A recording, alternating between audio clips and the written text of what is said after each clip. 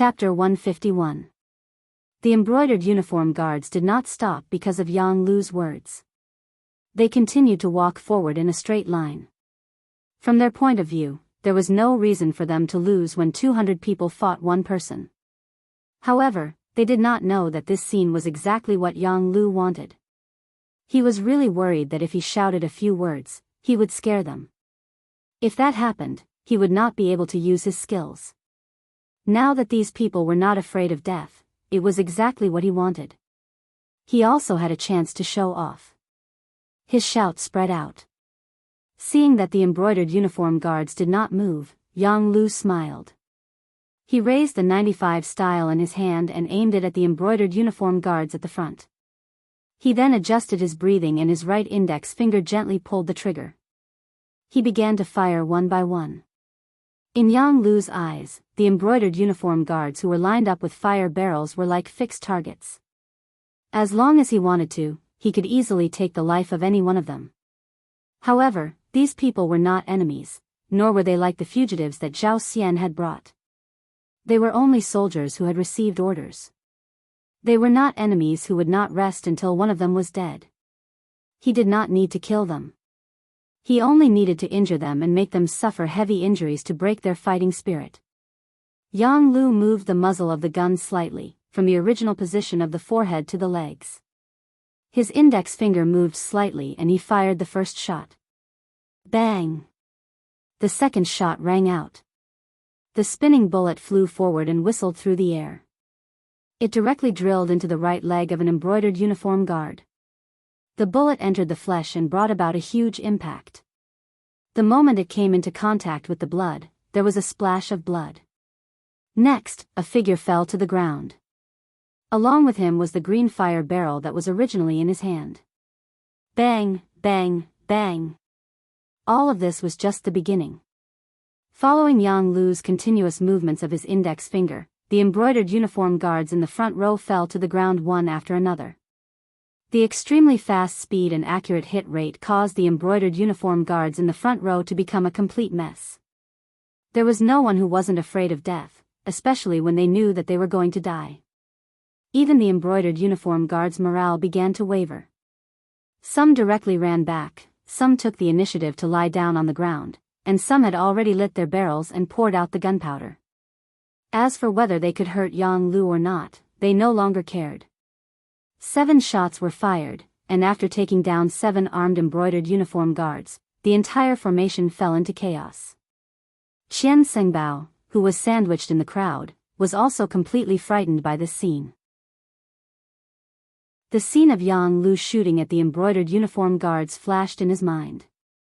From this, he concluded that the other party's firearms were indeed very advanced. Once Jining obtained them, who in the world would be a match for him? If he could hold such a powerful weapon in his hands, whether he gave it to Jining or kept it for himself, it would become the most powerful weapon he could use to intimidate others. Overjoyed, he ignored the chaos in the formation and shouted to the front, let's go together, what are you afraid of? No matter how powerful he is, he can't kill all of us. Whoever rushes to the front and takes the firearm will be rewarded with 1,000 taels of silver and a promotion of 3 ranks. In order to achieve his goal, Qian Sengbao made a heavy promise. With a heavy reward, there were bound to be brave men. With this shout, many of the embroidered uniform guards who had been running back stopped in their tracks. Thinking of how to make a name for themselves, some of them made a fierce sound, turned around, and ran in Yang Lu's direction. The sudden change was noticed by Yang Lu. Naturally, he wasn't afraid of 8 or 10 people with one gun, but with so many of them charging at him together, he probably wouldn't even have the time to reload his gun. Originally, he wanted to be like Yang Si and fight the enemies alone, but now it seemed that he had underestimated the willpower of these embroidered uniform guards. He couldn't help but start to retreat. At the same time, he made a gesture with his right hand behind his back, telling the Ghost Shadow sniper team hidden inside the Yang village to prepare to attack. Charge! Seeing that Yang Lu had started to retreat, the embroidered uniform guards couldn't help but be overjoyed. They seemed to have seen the light, saw the hope, and also saw that promotion and wealth were right in front of them. In the Yang village, Biyao and the other 21 people were lying on the roof, each looking for the best angle to shoot. They were just waiting for the embroidered uniform guards to run into their shooting range to kill them. As the embroidered uniform guards approached step by step, the atmosphere became very tense. A big battle could break out at any time. Once the Ghost Shadow Sniper team attacked, the scene would be filled with corpses. It would also mean that the Yang village and the Great Ming dynasty had completely broken off. At this moment, everyone's hearts were thumping. They were nervous and excited. Bam bam bam. Just when the embroidered uniform guards were 200 steps away from the Yang village, and Biyao was about to give the order to shoot, a series of intense gunshots suddenly rang out from behind them. This sudden gunshot also shocked the Ghost Shadow Sniper team, who were ready to shoot. Captain Biyao didn't understand. They had agreed to attack first, and Dao Xiao and the second guard would finish them off. Why did they attack first? Captain? Are we going to attack? One of the Ghost Shadow Sniper team members couldn't suppress the excitement in his heart and quietly asked Biyao. Wait a minute, don't shoot first. Biyao looked at the Yang village's main gate in confusion. Then, he took out his high-powered binoculars. When he looked at it, his expression became very excited. Tell everyone, don't shoot without orders. The sixth young master is back. Yang Qindong was indeed back. He led more than 30 people and rushed over. One man and 2 horses didn't stop to rest. Finally, they arrived at the Yang village at the last moment. When he saw a large group of embroidered uniform guards rushing into the village, he didn't say anything and gave the order to shoot. Yang Qindong viewed the Yang village as very important. Otherwise, he wouldn't have left Zhu Qizhen in such a hurry and rushed back first. He definitely wouldn't allow anyone to threaten the safety of his village and the lives of the people in the village. After Yang Qindong gave the order, the 30 people following him naturally wouldn't be polite. They raised their guns and roared. The unprepared embroidered uniform guards behind them quickly fell. This also scared Qian Xingbao, who was in the crowd. He didn't understand where these people came from and how they actually dared to attack the embroidered uniform guards. Did they still have the law in their eyes? When he looked back with a puzzled heart, he saw a group of Ming dynasty soldiers wearing Mandarin duck battle jackets. The people who came were actually Ming dynasty soldiers, which made Qian Xingbao even more surprised. Since when did ordinary soldiers have the guts to attack the embroidered uniform guards? Moreover, where did those advanced firearms in their hands come from? In order to find out the reason, he ordered all the embroidered uniform guards to stop moving. He brought a few of his trusted subordinates and walked towards Yang Qindong at the back. At this time, Yang Qindong also gave the order to stop shooting. He wanted to see who couldn't help but attack the Yang village after he left. Of course, no matter who it was, he would make them pay the price in blood. As Qian Xingbao strode over, he naturally saw Yang Qindong in the crowd. Although he was dressed differently from his usual azure robes, who in the capital didn't know of the Dong Shui? Yang Qindong? It's actually you? Impudent. Who are you? How dare you call my family's name directly? Tiger's Mane, who was riding on a horse, had a cold look in his eyes. The muzzle of the pistol on his wrist was naturally pointed at Qian Xingbao's chest. Huh, you're just an insignificant 5th-rank official. You really don't enter this eunuch's eyes. My family's Qian Xingbao is the supervising eunuch of the Imperial Horse Directorate. Qian Xingbao reported his name amidst the laughter.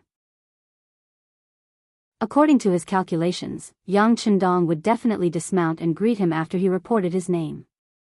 After all, the group of eunuchs in the Ming dynasty always had great power, especially since he was one of the famous eunuch leaders. Naturally, the other party would cater to him. However, Qian Xingbao was destined to be disappointed. After he introduced himself, Yang Qindong acted as if he didn't hear him. On the contrary, he stared at him with a sharp gaze and asked, "This uncle is asking you, why did you step into the Yang family village to commit murder?" This uncle? You, aren't you the crown prince's horse protector? Qian Xingbao was shocked by Yang Qindong's identity and asked with a puzzled expression. This uncle is asking you why you came to the Yang family village to commit murder. Don't you understand human language? Yang Qindong didn't have the slightest intention of answering. When he saw that the other party wasn't answering his question, he raised his right hand and fired a shot. It hit Qian Xingbao right below his right leg, causing him to kneel on the ground with a plop. No one would have thought that Yang Qindong would make a move just like that. He was still asking questions. The other side had already fired a shot and hit Qian Xingbao right below his right leg, causing him to kneel on the ground. If one looked carefully, it wasn't difficult to see that the direction he was kneeling in was where Yang Qindong was. Clang! When their master was humiliated, a few of Qian Sengbao's personal embroidered uniform guards immediately pulled out their embroidered spring swords. They looked like they were eager to rush up at any time. However, before they could do anything, Qiu Vi and the other guards had already raised the 95 style. Under the continuous firing of their guns, the few fierce-looking embroidered uniform guards all fell to the ground. Everyone was shot in the forehead and couldn't be more dead. Compared to Yang Qindong's previous warning, Yang Qindong didn't have any intention of leaving anyone alive. After a few gunshots, no one around Qian Xingbao was able to stand. This scene also frightened the supervising eunuch. He endured the pain from his leg and said repeatedly, "Spare my life, Dong Shuai, spare my life. I came to the Yang family village under the orders of eunuch Jining." Jining? He, that outdated old eunuch? Hearing that he came under the orders of Jining, Yang Qindong's eyes flashed with anger. After knowing the culprit, he lost interest in continuing to talk with Qian Xingbao. After shaking his head casually, the considerate tiger's mane on the side casually shot Qian Xingbao. Chapter 152. After the gunshot, Qian Xingbao's eyes widened and he fell to the ground with an unwilling expression. Even as he died, his eyes were still wide open. He clearly couldn't believe that Yang Qindong would be so bold. Not only did he kill the embroidered uniform guards, he also killed the chief eunuch. Was he not afraid of the Bright King's law?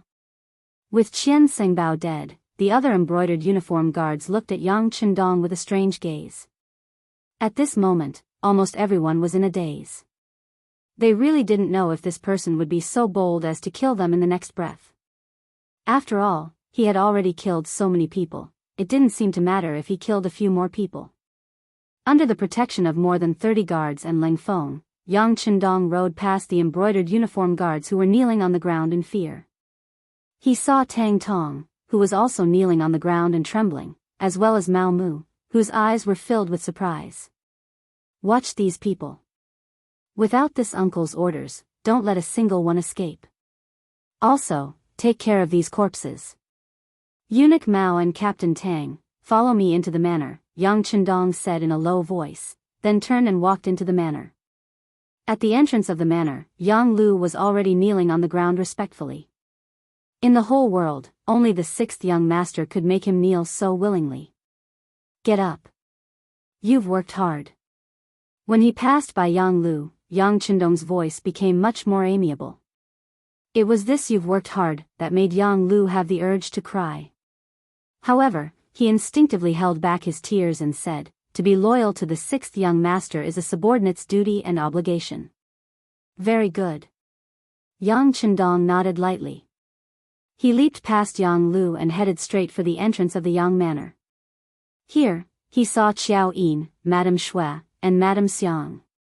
Of course, he also saw 7th sister Yang Duo and Hu Yen. Young master.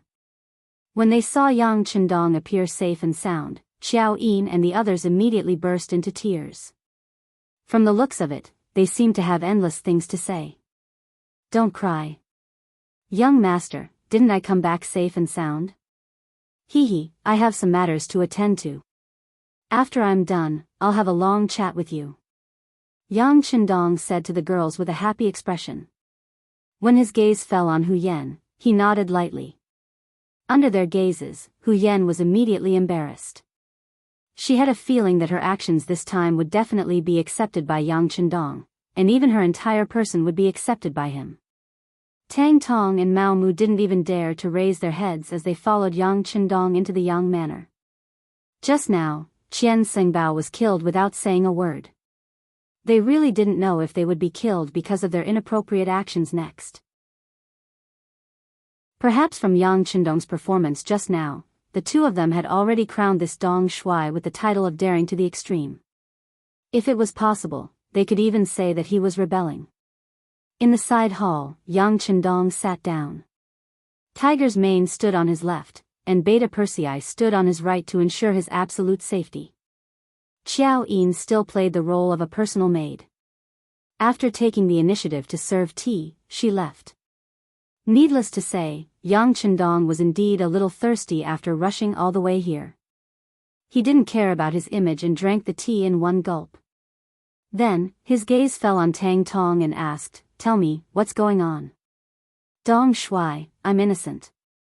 I'm just following orders.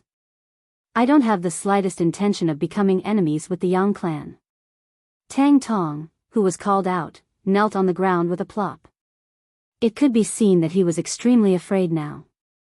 His original backer, Wang Zhen, had fallen. Now, he had become a fish on the chopping board. Since Yang Chendong killed Qian Xingbao without batting an eye, what was he to him? There was probably no difference between killing him and killing a chicken. He knew that Tang Tong, a Jianghu official, didn't have much ability and didn't dare to have any ideas about the Yang clan. Thus, he ignored him and looked at Mao Mu. "Tell me, how has the current situation changed?" After seeing Yang Chendong kill Qian Xingbao with his own eyes, it would be a lie to say that Mao Mu wasn't afraid. In the past, he chose to rely on Yang Chendong because he liked his ability to make money and wanted to hitch a ride. Facts proved that his choice was right. He was promoted several times and became one of the eunuchs in charge of the ceremony directorate. Although he was ranked last and didn't have any real power, he was still one of the chief eunuchs. When he first heard the news that the emperor and all the officials had died on the battlefield, Mao Mu sighed that his life was not good. It wasn't easy to find a wise emperor, but he died in a few days. He became a person without anyone to rely on. This time, when he saw Yang Chendong come back, it would be a lie to say that he wasn't excited. But this excitement was completely frightened after seeing Qian Xingbao killed with his own eyes. In his eyes, Yang Chendong's actions were no different from a rebellion. If he got close to him, wouldn't he also indirectly walk on a road of no return? He was truly afraid and had many thoughts. Facing Yang Chendong's question, he didn't know how to answer. He just copied Tang Tong and knelt on the ground, trembling all over. He couldn't even let out a fart for a long time. Gently shaking his head, Yang Chendong saw Mao Mu's expression. He could guess what the other party was thinking. He took out a secret letter and handed it to Mao Mu. "Take a look. What is this? With your status, you should be able to recognize whose handwriting this is." A letter was handed to him. Mao Mu curiously reached out to take it. When he slowly opened it and saw the handwriting and content, his original nervousness turned into excitement and then joy. He immediately kowtowed heavily to the ground. "This little one greets Uncle Zhongdan, greets Uncle Zhongdan." When Yang Chendong saw this scene, he couldn't help but sigh in his heart. It seemed that there were still many things that he needed to do. Even Mao Mu, who had a close relationship with him and had even recognized him as his master, believed in imperial power so much. If he really declared himself king, there probably wouldn't be many people in the world who would sincerely respond to him. Even if he relied on advanced weapons to become king, it was a situation that was formed under pressure. It wasn't a situation that he sincerely submitted to. While Yang Chendong was still sighing, Tang Tong, who was kneeling on the ground at the same time, had a strange look in his eyes. He didn't understand why eunuch Mao had such a huge change. As if sensing Tang Tong's confusion, Mao Mu handed the letter to him and said, "Take a look. This is a reward from the emperor. It is definitely written by Yingzong." After receiving the letter, Tang Tong looked over and quickly kowtowed to the ground. At the same time, he shouted, "This official greets Uncle Zhongdan, greets Uncle Zhongdan. Okay, both of you, get up. Now, you can clearly explain the situation in the court to this uncle. After revealing his trump card, Yang Chendong had won the trust of the two. With Zhu Qijian's personal handwriting, Mao Mu naturally didn't have any psychological burdens and began to speak of everything he knew. Occasionally, Tang Tong would add a few words. As he listened to the two, Yang Chendong's expression turned grave, and he couldn't help but sigh at the power of the wheel of history. Although he had saved Zhu Qijian, this did not change the fact that the Mastiff King had become Daizong. Moreover, without Yu Qian, the court was completely under eunuch Jin Ying's control. Yang Chendong also had no good impression of Jining. This eunuch was essentially jackals of the same tribe as Wang Zhen, and he was also not a good person. With him here, Daizong would probably find it very difficult to become a wise sovereign. It took an hour for Mao Mu and Tang Tong to give a rough account of the situation in the capital, but even this was not complete.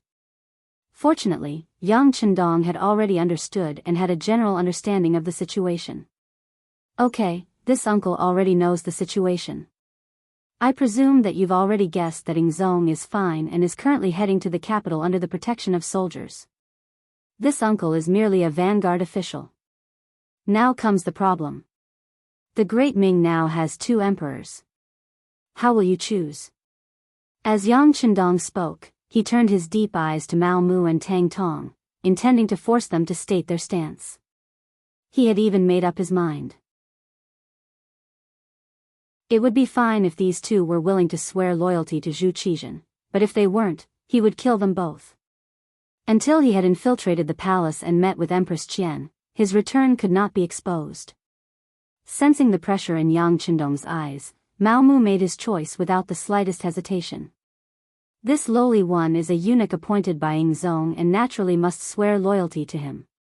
Yes, this lowly one is also loyal to Ingzong.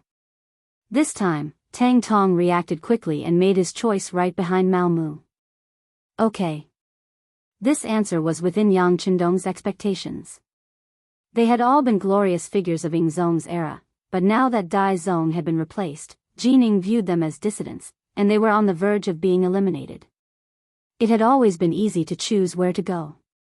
Since all of you have chosen Ingzong like this uncle, it is time for us to repay His Imperial Majesty's kindness. Mao Mu, immediately arrange for me to enter the palace and meet with Empress Qian. Remember, only you can know of this matter. As for how much silver it will cost, I will prepare it for you in a little while. Tang Tong, immediately get in touch with those embroidered uniform guard leaders. This emperor is also the commander of the embroidered uniform guard. As long as they join me, their past mistakes can be forgiven.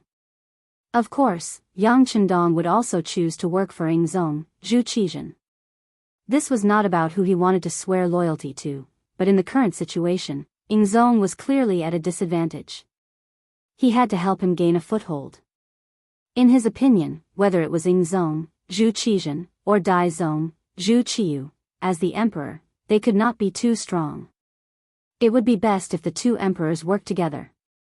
This way, he would be able to benefit from both sides. Now that Ingzong was at a disadvantage, he naturally had to help him.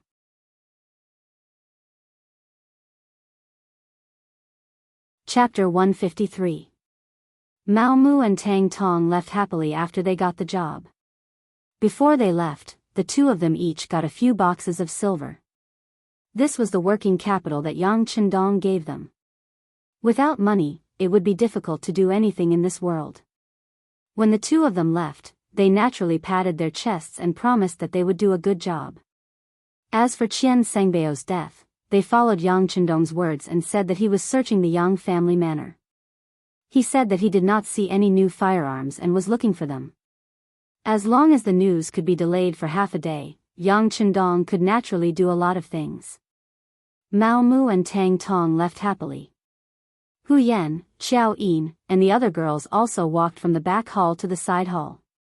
They all looked at Yang Chendong with happy eyes. Except for seventh sister Yang Duo, the other girls' eyes were shining. They looked like they couldn't wait to throw themselves into Dong Shuai's arms and be comforted. After so many days without a woman by his side, Yang Chendong's body also had needs.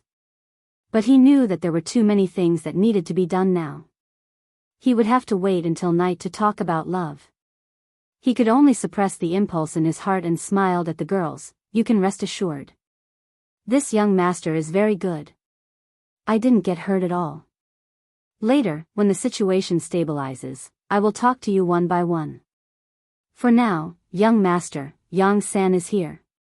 He is waiting in your study. Tiger's mane walked into the side hall at the right time.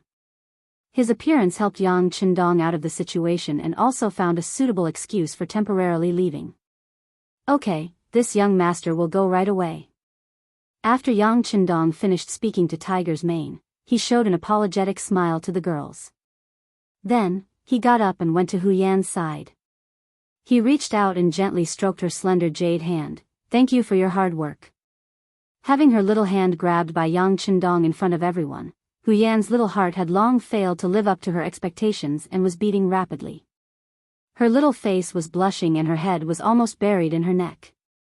She didn't even know when Yang Qindong left. She only remembered that Xiao Yin and the other girls came to her side and laughed at her for a while, making her even more embarrassed. In the study, Yang San rushed back from the capital after learning that the young master had returned safely. At the same time, he brought more detailed information about the capital. Flipping through page after page of accurate information obtained by the Security Bureau, Yang Qindong had a clearer understanding of the situation in the capital. Jining had indeed served several emperors. Once she gained power, her methods were very impressive. In an extremely short period of time, she had roped in many old officials for her use. From the looks of it, once Ingzong returned to the court, the situation would become even more complicated. Among all the information, there was one that caught Yang Qindong's attention. That was that the eunuch Xing'an, who was serving Empress Qian and had followed Empress Dowager's son and led the harem, had actually reached an agreement with Jining. This was also thanks to the Security Bureau being willing to spend money to obtain such important information. However, even Mao Mu probably didn't know about this information. Thinking about how Mao Mu, who did not know, might enter the palace to contact Xing and discuss his meeting with Empress Qian, Yang Qindong's expression changed. He decisively decided to change his previous plan. He looked at Yang San and asked, "Let me ask you, is it possible to contact Empress Qian without anyone noticing?" After some thought, Yang San gave Yang Qindong an answer. "It's possible. We bribed one of the Empress Palace maids, but if we do this, the spies we've spent so much money on will be exposed. It's fine. If they're exposed, they're exposed. In the future, we'll just spend money to plant more spies. How about this? Immediately get in touch with that palace maid, and then..." Mao Mu excitedly returned to the capital and entered the imperial palace. Just as Yang Qindong had guessed, he went to find Xing'an, the chief eunuch serving the empress.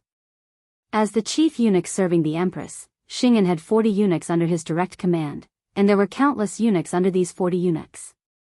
Unlike the eunuchs serving the emperor, Xing'an's authority was mainly in the harem. If the empress had too much power, then the chief eunuch in the harem could be on par with some of the chief eunuchs serving the emperor. From how Ingzong allowed Xing'an and Jining to assist him on this expedition, one could see his status. However, because Empress Qian wasn't keen on power, he wasn't as awe-inspiring as Jining. Even so, other eunuchs couldn't meet him just because they wanted to. Fortunately, Mao Mu was originally the eunuch in charge of the ceremony directorate. In addition, he had spent a lot of money to send a message to Xing'an, allowing the two to meet. "So it's eunuch Mao. But why aren't you working in the ceremony directorate? Why have you come to this duke's place?" They met, but Xing'an's attitude wasn't good. He spoke in a condescending tone. "Eunuch Xing, this lowly one has come to discuss something important with you. Please dismiss your attendants." Mao Mu saw that there were 2 other eunuchs in the room and spoke carefully. Xing'an was about to bring a cup of tea to his mouth when he heard this and was startled. He carefully looked at Mao Mu and saw that he wasn't faking it. He thought that Mao Mu wouldn't dare to harm him here, so he lazily waved his hand, leaving only the 2 of them in the room. Now that there were no outsiders, Xing'an put down his cup and said, "Eunuch Mao, I hope that you truly do have something important to discuss with me." "Of course." "Eunuch Xing, to tell you the truth, this lowly one has just received an important piece of information. Yingzong hasn't died." After approaching Xing'an's ear, Mao Mu told him the information he got from Yang Qindong. Originally, Xing'an's expression was calm as usual, but after hearing this, his expression immediately changed greatly. He looked at Mao Mu with shock in his eyes. "You? What did you say?" "Yingzong is still alive, and he's heading toward the capital," Mao Mu said in an excited voice, a look of pleasant surprise on his face. "Where did you get this information?" Xing'an's face was red, but he didn't know if it was because he was excited or for some other reason. Mao Mu didn't think too much at this moment, nor did he know that Xing'an had already reached an agreement with Jining. One of them was in the imperial court while the other was in the harem. Both of them minded their own business. He thought that Xing'an had this expression because he was happy, so he said, "I can't say where it came from yet. Someone is a vanguard sent back by Yingzong. He wants to meet with the Empress first, and Eunuch Xing needs to arrange it." Hearing that the vanguard was sent back, Xing'an's eyes flickered continuously. His somewhat gloomy eyes emitted a sinister glint. "All right, I will personally arrange this matter. Just tell me when he might enter the palace." Mao Mu had come happily and left satisfied. Xing'an's last few words were about this matter. He would definitely tell the Empress his role in this matter. In this way, his meteoric rise was just around the corner. After Mao Mu left, Xing'an hurriedly left the harem and went straight to Jin Ying's office. But what he didn't know was that just as he left, two palace maids left the Empress's palace together. Xing'an's sudden arrival naturally attracted Jin Ying's attention. Currently, there was still a pile of matters to deal with in the imperial court. He really didn't want to have any disputes with Xing'an right now. Of course, once he grasped the overall situation, no one knew what he would do. In the secret room, Xing'an told Jining the news he got from Mao Mu. As expected, it gave her a big fright. "Eunuch Xing, this matter can't be taken as a joke. General Shiheng said that Yingzong and hundreds of officials died in the battle, and his body has been found. How could there be another Yingzong?" Jining thought of everything that Shiheng reported in the imperial court that day, and said in a doubtful tone. "Yes. I don't really believe it either, but Mao Mu said it with certainty. Otherwise, Eunuch Jin can capture Mao Mu and ask him." Xing'an also wasn't too sure, so he wanted to capture the eunuch who told them the news and torture him. Then, he would have no choice but to say it. After hearing this, Jining was a bit tempted, but then she shook her head. "No rush. If we capture Mao Mu now, I'm afraid that the so-called vanguard won't dare to appear rashly. Let's do it like this. Everything will go according to the plan you discussed before. Once the vanguard appears, we'll capture him and then interrogate him about whether Yingzong is still alive. If he's lying to us, then it's no big deal. But if he's alive, then we'll put him under house arrest. When the time comes, we'll inform Daizong. This will be a great merit. When that time comes, will we be left out of the benefits?" Good. Eunuch Jin's thoughts are thorough. Thinking about how he could use this opportunity to make a good contribution in front of the new emperor, Xing'an's face was filled with excitement. Although it was true that he was the head eunuch by Empress Qian's side, the emperor had already been replaced, and the empress would be replaced sooner or later. When that time came, he would have to make plans as early as possible. This was also why he took the initiative to tell Jining this matter. This was to pave the way for future matters. Mao Mu was still waiting. When the time came, he would bring Yang Qindong to meet with Empress Qian in private. But before the main person appeared, a young eunuch appeared first. "Eunuch Mao, the sixth young master has a message for you. Immediately leave the palace with me." "Who are you?" Mao Mu asked warily when he saw that the young eunuch was unfamiliar. "Eunuch Jin, don't worry about who I am. All of this was arranged by the sixth young master. He said that what you did has been exposed. Soon, a great disaster will befall you. Come with me now. The eunuch who came also had an anxious look on his face. He was taking a huge risk by doing this. If Yang San had not found him and said that he was willing to pay 2,000 taels of silver for him to make this trip, then he definitely would not have appeared here. If it had been any other excuse to find him, Mao Mu might not have left with him. But the young eunuch mentioned the sixth young master. That meant that not many people knew that the sixth young master was still alive. This matter was filled with more credibility. All right, I'll go with you.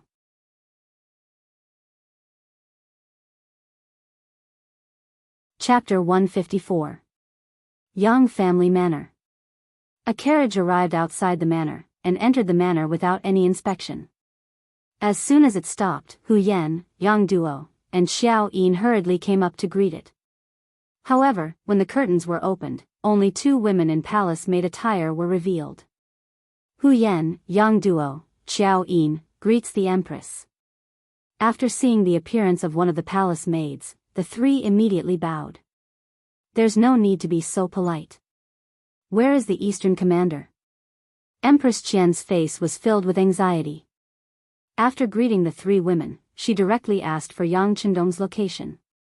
He is. The young master is in the main hall waiting for the empress. Because he has some urgent matters to attend to, he couldn't come to greet you. Xiao Yin explained for Yang Chendong. No matter. I'll have to trouble you three to lead the way. Empress Qian didn't care whether Yang Chendong came to greet her or not.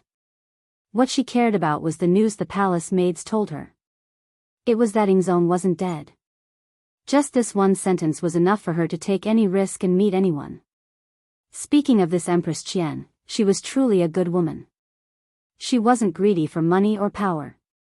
She truly loved Zhu Qizhen wholeheartedly and saw him as her husband, not some emperor or monarch. History recorded that Ingzong was captured by the Walla during the Tumma rebellion. In order to bring Ingzong back, Qian used up all of her wealth to redeem Ingzong. She lived frugally and cried all day long, praying to the gods to protect Ingzong's safe return. When she was tired, she would lie down on the ground, crippling one leg and blinding one eye from crying. When Ming Ingzong ascended the throne, Qian was honored as the Empress Dowager. After Ingzong returned, she and her husband were imprisoned in the southern palace for 7 years, relying on each other for survival. In the 8th year of Jingtai, 1457, Ingzong was restored and Qian was reinstated as the empress. In the 8th year of Tianshan, 1464, Emperor Ingzong passed away. His posthumous edict read, "After Empress Qian lives for 10,000 years, she shall be buried with Zhen." After Emperor Ingzong ascended the throne, he honored her as the Empress Dowager and gave her the insignia of Cie. It was precisely because he already knew this that Yang Chendong dared to inform Empress Qian that Ingzong was still alive, and not Empress Dowager Sunday. This was because the Security Bureau had already sent news that Empress Dowager's son was currently under strict protection by Jining. It was likely that she would not be able to see her at all. Anyone who met the Empress Dowager in private would be arrested without question. In the main hall, Yang Chendong was listening to Tiger's man's report and the movements of the embroidered uniform guards. Yang Chendong knew that it was only a matter of time before the news of his return leaked out. It would take at most 1 day, or at most half a day for someone to point the finger at him. How to strengthen his strength in this period of time became the most important problem. This was also the reason why he let Tang Tong go. He was also gambling. He was gambling that this person would be loyal to Emperor Ingzong and fight for a future. From the information from the Security Bureau, this person was indeed working hard. He had already contacted many embroidered uniform guards Qinhu and Baihu. However, at the same time, he had also caused quite a commotion. Jining probably already knew about it. Arrange for Baiswa to lead the Ghost Shadow Sniper team out of the manor to provide support. Remember, this is not the time to kill, but to warn. Yang Chendong quickly made a decision and prepared for the arrival of Tang Tong and the others. Yes. Tiger's man replied and prepared to make the arrangements. However, before he left, he couldn't help but ask curiously, "Young master, Hu Jiangning is also the embroidered uniform guard's guardian. Why didn't you inform him to come help the emperor? Forget it. The situation is unclear now. It's better not to let the Hu family get involved in this mess. Yang Qindong shook his head decisively. Of course, he had considered his future father-in-law. However, he could support Emperor Yingzong because he had the means to protect himself. However, the Hu family was different. Moreover, they were in the capital. If Emperor Yingzong got angry and wanted to punish the Hu family, even he couldn't do anything. Since the young master had already made plans, Tiger's man naturally wouldn't ask any more questions. After agreeing, he turned and left. Just as Tiger's man left, Empress Qian, dressed as a palace maid, came to the main hall. It had to be said that the empress was the empress. Even though she was dressed in palace maid attire, it was still difficult to hide her noble aura. In addition, she was indeed very beautiful and young. Her appearance actually made Yang Qindong's eyes light up. The surprise only lasted for a moment. Yang Qindong quickly considered everyone's identity. He immediately knelt on the ground and said, "This subject pays respects to the empress. No need to be so polite. Yang Qindong, you said that Emperor Yingzong is still alive. Do you have any evidence?" Empress Qian's face was anxious. Her eyes were like limpid autumn water, expressing her current mood. "Yes, please take a look." As Yang Qindong replied, he took out the secret letter written by Zhu Qizhen and handed it to Empress Qian.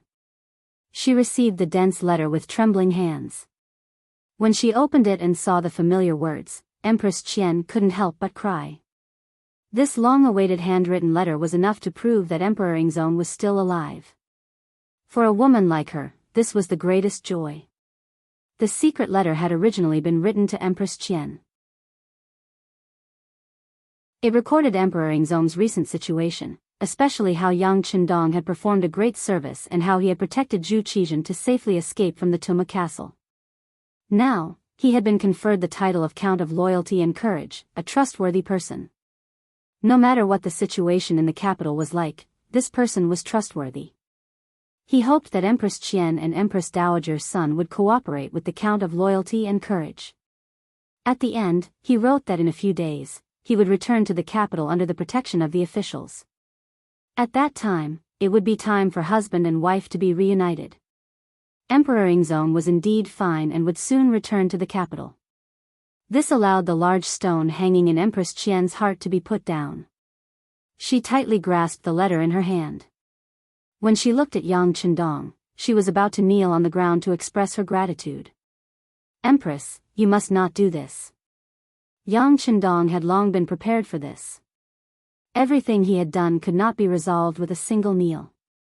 It would be better to leave this kneel so that Emperor Yingzong and Empress Qian could continue to express their gratitude.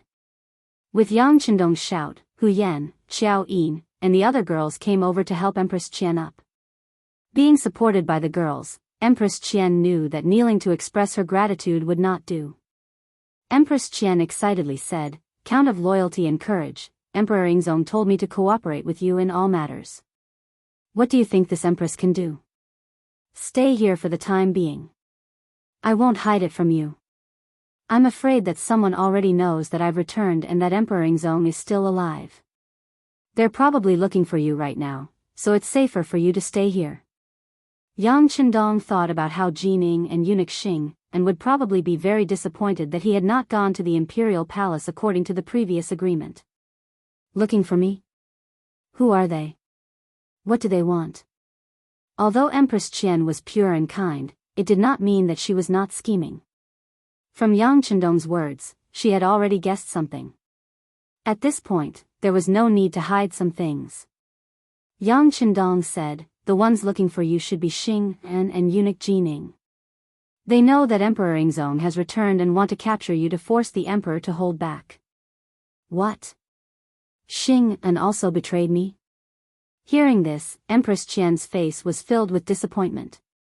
She had originally thought that Xing An had followed her for many years and had always thought of her, so he was a trustworthy person. However, it seemed that there were no such things as eternal friends. There were only eternal benefits. In the imperial palace, the appointed time had arrived. Not only had the mysterious vanguard not appeared, but even Mao Mu had disappeared. Jin Ying and Xing An were both shocked. Xing An suddenly cried out, "Not good, we might have been tricked. Quick, come with me to the imperial palace to see if the empress is still there." Xing An's reaction wasn't slow, but Yang Chendong had changed his plans long ago. How could he have predicted this? By the time they returned to the Empress chambers, Empress Qian had truly disappeared. For a moment, the two eunuchs slapped their knees in hatred, hating themselves for being so careless. At this moment, another eunuch came to report that the embroidered uniform guard had important matters to report. Qianhu Tang Tong was currently holding a meeting with the other Qianhu and Baihu, and it was clear that he intended to leave the capital. How rebellious! Let's go and see what these people are up to. When Jining heard that even the embroidered uniform guard was beginning to disobey her, she was instantly furious. These series of events had already proven that Emperor Yingzong was still alive. Otherwise, what was the point of setting up such a large game of chess? Jining sensed that the situation was about to spiral out of control, so she hastily left the Empress chambers and ran into an agent of the embroidered uniform guard. While they were still some distance away, the agent anxiously said, "Eunuch Jin, your subordinate has already investigated. Nearly 1,000 embroidered uniform guards have gone to the Yang Clan Manor 15 leagues south of the city." The Yang Clan Manor? Yang Chendong? He's actually still alive. When Jining heard this, she suddenly had a feeling of realization.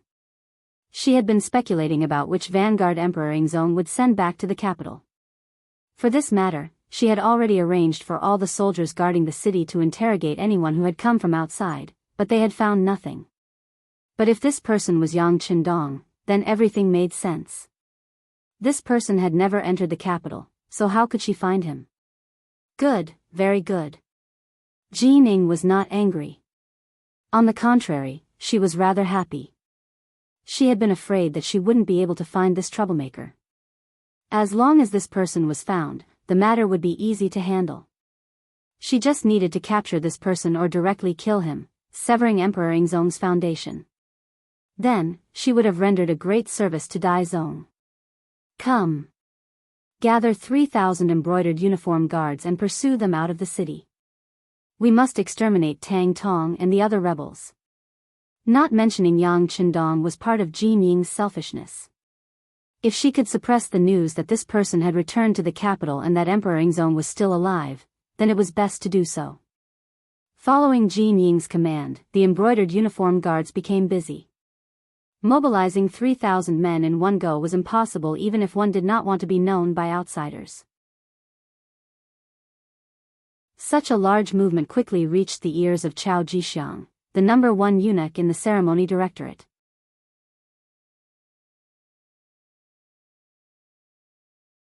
Chapter 155.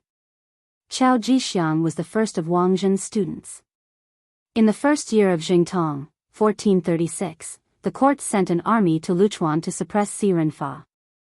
Chao Jixiang served as an army supervisor. In the 9th year of Jingtong, 1444, Chao Jixiang participated in a punitive expedition against Wulianga. Together with Duke Qing Zhuyong and eunuch Lu Yong, he sent out troops. In the 13th year of Jingtong, 1448, he went to Fujian with Marquis Ningyang Chenmao to suppress the peasant uprising led by Deng Maoqi. He supervised firearms with eunuch Wang Jin. Every time he sent out troops, he would select some brave generals and nimble soldiers to serve under him. After he returned, he would raise them at home. Thus, there were many weapons and warriors hidden in his home.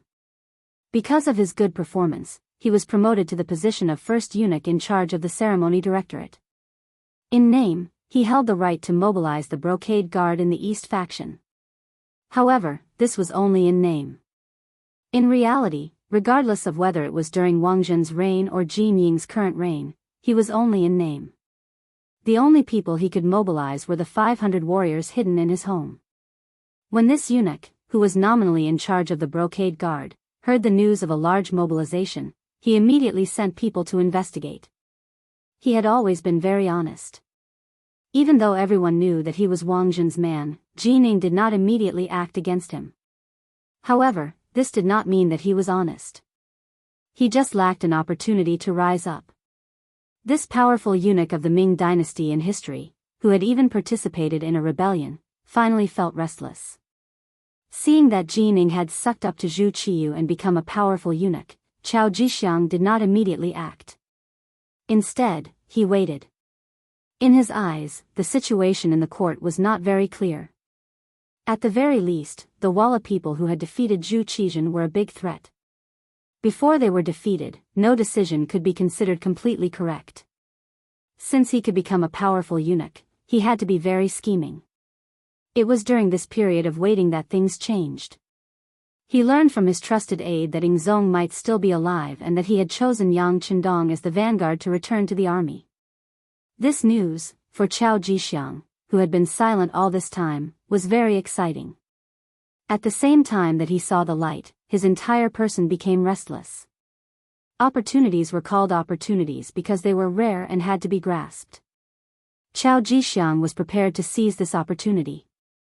He immediately called over his nephew Chao Qin, his adopted son Chao Xian, and Chao Duo, and told them that he was prepared to help Yang Qindong.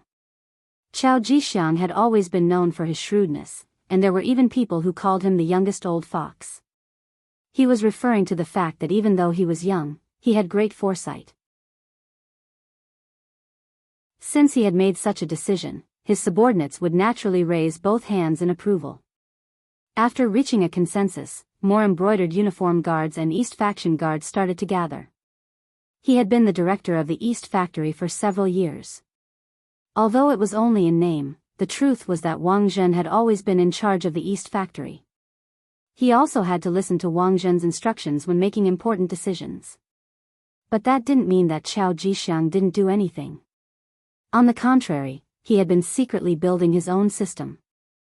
Now that Wang Zhen was no longer around and the heavy stone on his head was gone, it was time for Chao Jixiang to show his strength. Soon, no less than 3,000 people from the Eastern faction and the brocade guards gathered and headed to the Yangjie village under Chao Jixiang's personal lead. Outside the Yangjie village, it was bustling with noise and excitement. Tang Tong led 1,000 embroidered uniform guards in front, while the commander of the embroidered uniform guards, Han Ji, led 3,000 embroidered uniform guards in pursuit. Behind them were the 3,000 embroidered uniform guards and East faction guards led by Chao Jixiang himself. They were like orioles following closely behind. The soldiers of the warden's office guarding the south gate of the Great Ming dynasty looked at the large group of embroidered uniform guards and East faction guards walking out of the city. They guessed that something big must have happened, but they couldn't imagine what kind of big thing it was with their intelligence. On the road 5 li outside the Yangjie village, the Ghost Shadow Sniper team hidden in the dense forest on both sides of the road were ready. They were waiting for the enemy to arrive and give them a thunderous blow. This place would become the place for them to show their fangs once again. Yang Si stood alone in the middle of the road. He could already see the figures of Tang Tong and the others in the distance, but he still didn't panic. It was as if the army of 1,000 didn't exist. It wasn't until Tang Tong ran in front of him that he waved his hand and said, "Count Zhongdan has given the order. Warriors who are loyal to Ingzong, stand behind me. As for the others who want to invade the Yang family manor, kill them." Yang Si's voice wasn't very loud, but it had a kind of deterrent force. Tang Tong and the others consciously stood behind him and formed a formation. Just as they finished doing this, a group of people came from the distance. They were all wearing flying robes and holding embroidered spring sabers. Their faces were murderous. "Stop right there." When Yang Si saw that the distance between him and the embroidered uniform guards was already about 60 paces, he suddenly let out a loud roar.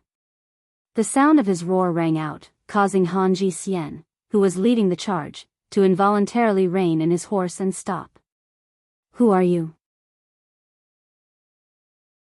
You dare to block the path of my embroidered uniform guards. Do you know that you have committed a capital offense?" Han Ji's eyes were full of murderous intent as he glared at Yang Si. "In front of us is the private manor of Count Zhongdan. No one is allowed to enter without permission. Otherwise, it is a capital offense. I want to ask you, how many heads do you have? Are you tired of living? Facing the angry Han Ji, Yang Si responded with a sneer. His eyes were full of contempt and disdain.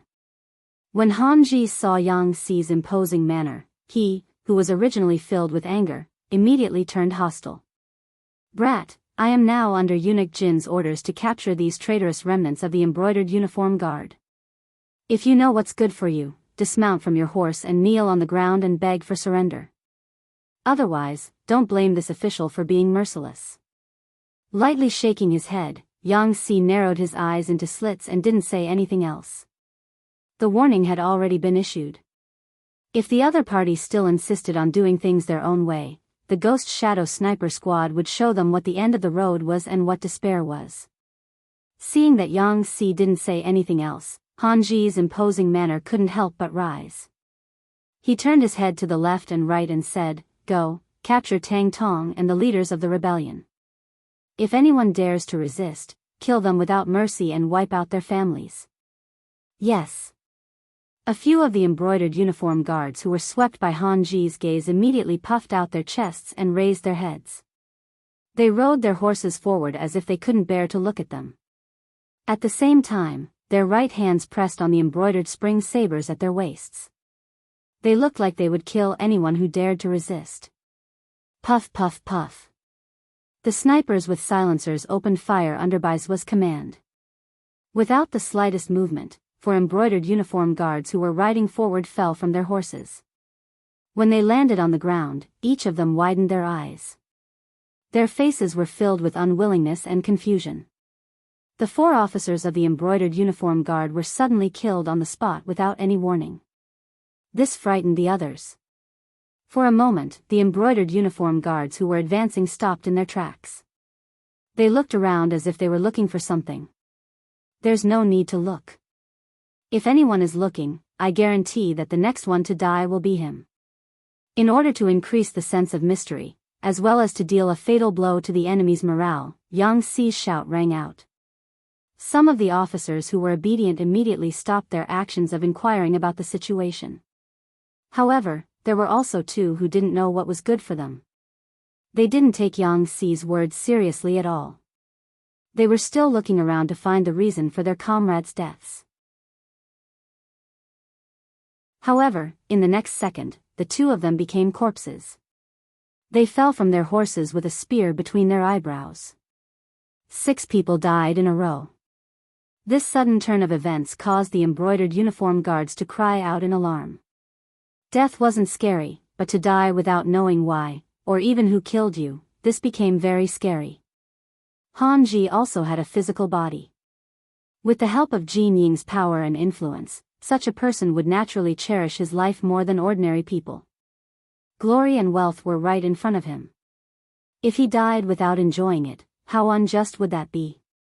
Seeing that 6 of his subordinates had died in succession, he really couldn't find the reason. His expression changed again and again, and he said to the left and right, "Go, you guys rush over. This official wants to see who is causing mischief in the dark." Han Ji didn't know the reason. Naturally, he couldn't go back and report to Jining. Whether it was for his own position or to give his superiors an explanation, he needed more people to test the danger and find the real killer move. The embroidered uniform guards who were called out immediately changed their expressions. There were only 2 kinds of people who knew that they would die but still wanted to go forward. One was someone with strong faith. The other was someone who was stupid. For these embroidered uniform guards, faith was nothing. In their eyes, power and money were more important. To be elected to the embroidered uniform guards, they naturally weren't stupid. If there were no benefits, why would they be willing to take the risk? At that moment, several people looked at Han Ji with pleading eyes. Their pleading was very obvious. What? Is no one going to listen to my orders? Let me tell you, if you rush forward and die in battle, you will die for the country. Your family will be compensated. On the other hand, if you disobey, not only will you die, your family will also be implicated. Choose for yourselves. The angry Han Ji wouldn't reason with his subordinates. He directly made his position clear. To outsiders, the embroidered uniform guards were very powerful. They could even capture important officials. However, at the same time, their internal rules were very strict. So strict that even the slightest mistake could result in death. Since Han Ji had already threatened them, they had no other choice. After a few people looked at each other, their eyes filled with determination. Their hands shook the reins of their horses and they leaped into the ranks. After a few more almost inaudible gunshots, none of the embroidered uniform guards were lucky enough to survive. They all fell off their horses and died.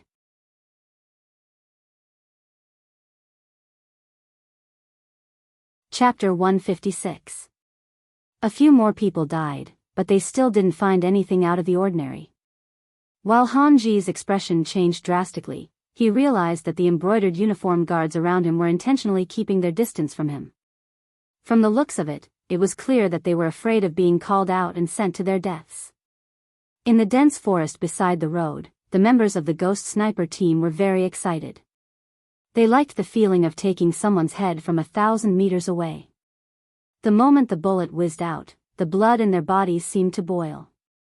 Now, they just hoped that Han Ji wouldn't be scared and give them a chance to kill to their heart's content. Would Han Ji be scared? The answer was yes. Seeing 10 of his brothers die in front of him for no reason, he was scared out of his wits. At this moment, he wanted nothing more than to turn around and leave. If it wasn't for the fact that he didn't know how to reply to Jining, he would have disappeared long ago. In contrast, Tang Tong and the others were in high spirits. Although they didn't know why the enemy died as soon as they moved, they were sure that the person who did it in the dark was one of their own. With such a strong external aid, what else did they have to be afraid of? Now, they just had to watch the other party advance and die one by one. At the same time, many of the brocade guards who were hesitant about whether to follow Tang Tong were glad that they made the right choice. Report. Just as Han Ji was in a dilemma and didn't know what to do next, a cavalry scout came from behind. As soon as he appeared, he got off his horse and knelt on the ground. Report to Master Han, Chao Jixiang is leading 3,000 brocade guards to surround us. Chao Jixiang. Hearing that someone was coming to surround them, Han Ji didn't feel nervous. On the contrary, he was very happy in his heart. He was originally worried that he wouldn't be able to report back without a reason. Now, Chao Jixiang's arrival gave him enough of an excuse. Not good, they're here to deal with us. So, everyone listen to my order, retreat. Han Ji reacted as if he was facing a great enemy and shouted in horror. Then, he urged his horse back. The other embroidered uniform guards who didn't want to move forward for a long time finally had a suitable reason and excuse. They all followed behind Han Ji and ran away. 3,000 brocade guards really came with a strong momentum and left with flying sand. In the blink of an eye, they had all retreated, leaving only 10 gradually cold corpses on the ground. Where is Tang Tong? Send people to deal with these corpses. At the same time, send 100 people to guard this place. No one is allowed to take a step forward without orders. Otherwise, these people will become their role models. Yang Si issued the order loudly, then rode his horse back to the young village. He wanted to tell the young master about Chao Jixiang's arrival and ask him to make a decision. Chao Jixiang led the warriors under his command and the embroidered uniform guards that he could recruit, a total of more than 3,000 people, out of the southern part of the city and headed towards the Yang family manor. Once the army left the capital, it began to slow down. In order to show his importance, he wasn't in a hurry to leave. Instead, he wanted to wait for Han Ji and Tang Tong to kill each other. Then, he would appear as the one who collected the corpses. In this way, he would be able to show his importance. The army proceeded at an unhurried pace, but after traveling only 5 li, the scouts sent back news that Han Ji and the 3,000 embroidered uniform guards had retreated and chosen a different route to return to the capital. Retreated? Could it be that they didn't fight with Tang Tong? Or did they not catch up at all? Chao Jixiang's face was filled with confusion and doubt. This was different from what he had imagined. We caught up with them, but we don't know why the two sides didn't fight. After they discovered our existence, they quickly left. The scout also had a puzzled look on his face, but he still told the truth about what he had heard. Chao Jixiang, who didn't know the reason, knew that the opportunity to watch the tigers fight was gone. However, he wasn't discouraged. There were benefits to not fighting. For example, Tang Tong and the others were safe. This was also a good thing. He believed that he had the ability to devour this force. This way, he would be able to strengthen himself without suffering heavy losses. Alright, since Han Ji and the others have left, let's make a trip to the Yang family manor. Hehe, I have heard of this East Marshal for a long time. Yang family manor. Chao Jixiang, hehe, this is indeed a character. Yang Chendong listened to Yang Xi's report and had a calm smile on his face. How could he not know of this eunuch who had eventually gone on the path of rebellion in history? It was only because of Wang Zhen's Jining that he didn't stand out so much.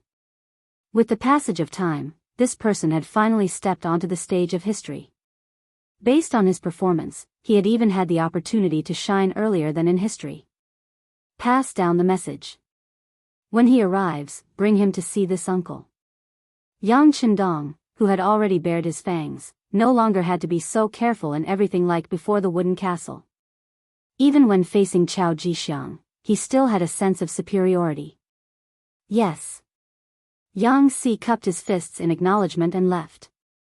Yang Chendong was left alone to think about what to do next. He could no longer hide the fact that he was the vanguard of the Ying sect. A dynasty was about to have 2 emperors.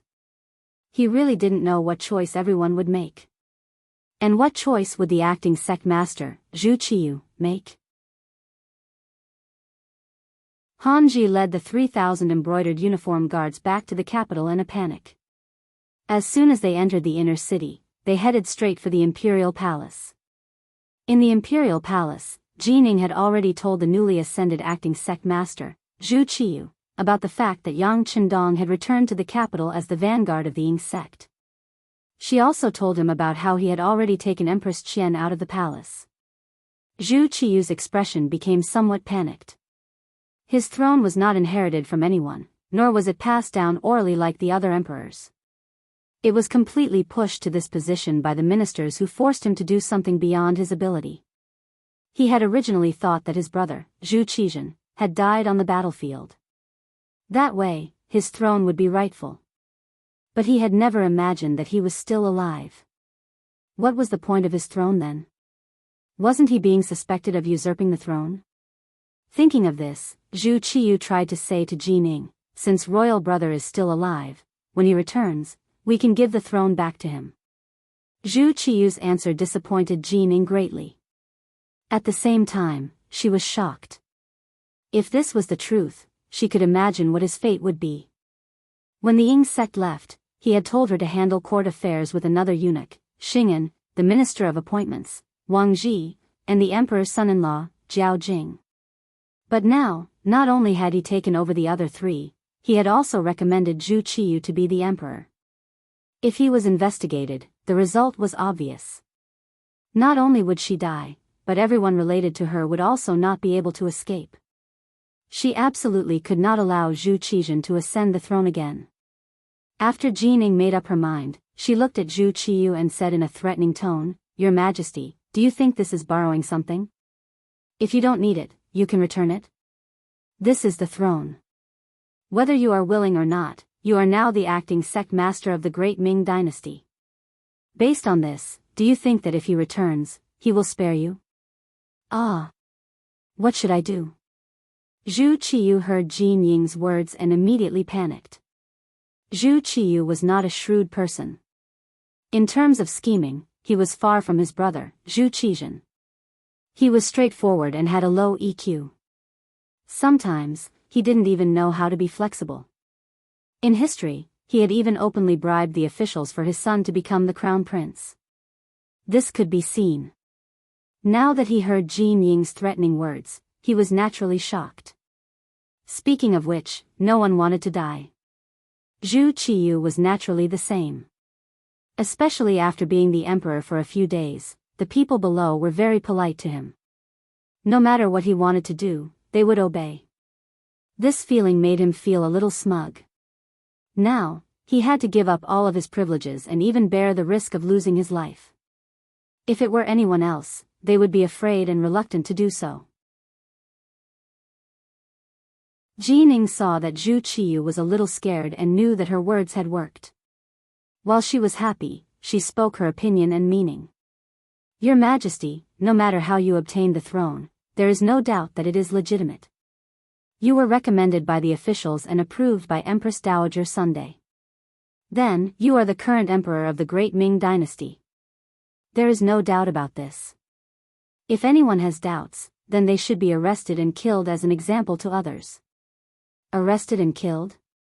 Zhu Qiyu repeated Jin Ying's words. That's right, capture them and kill them. This way, no one will dare to say bad things about you. As for the matter of Emperor Yingzong returning to the court, I think we can make him the retired emperor, just like Li Yuan during the Tang dynasty. Wasn't he revered as the retired emperor by his second son, Li Shimin? In later generations, because Li Shimin was close to the government and loved the people, he was still revered as Emperor Taizong of the Tang dynasty. This is the example set by our predecessors.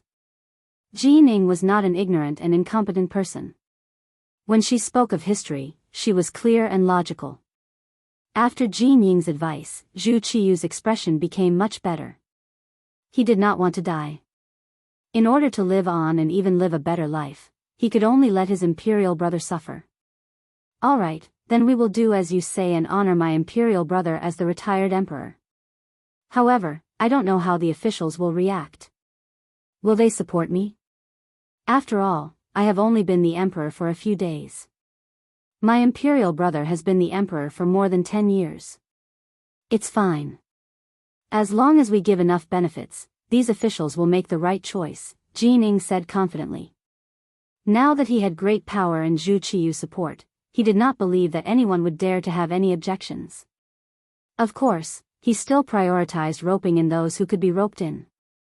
Ever since the Han dynasty revered Confucianism, the disciples of Confucianism were a privileged class and were high above the masses. They monopolized education and officialdom. They were decadent and fell. They were conservative and stubborn. However, they had great power. Even the emperor had to give face to Confucianism.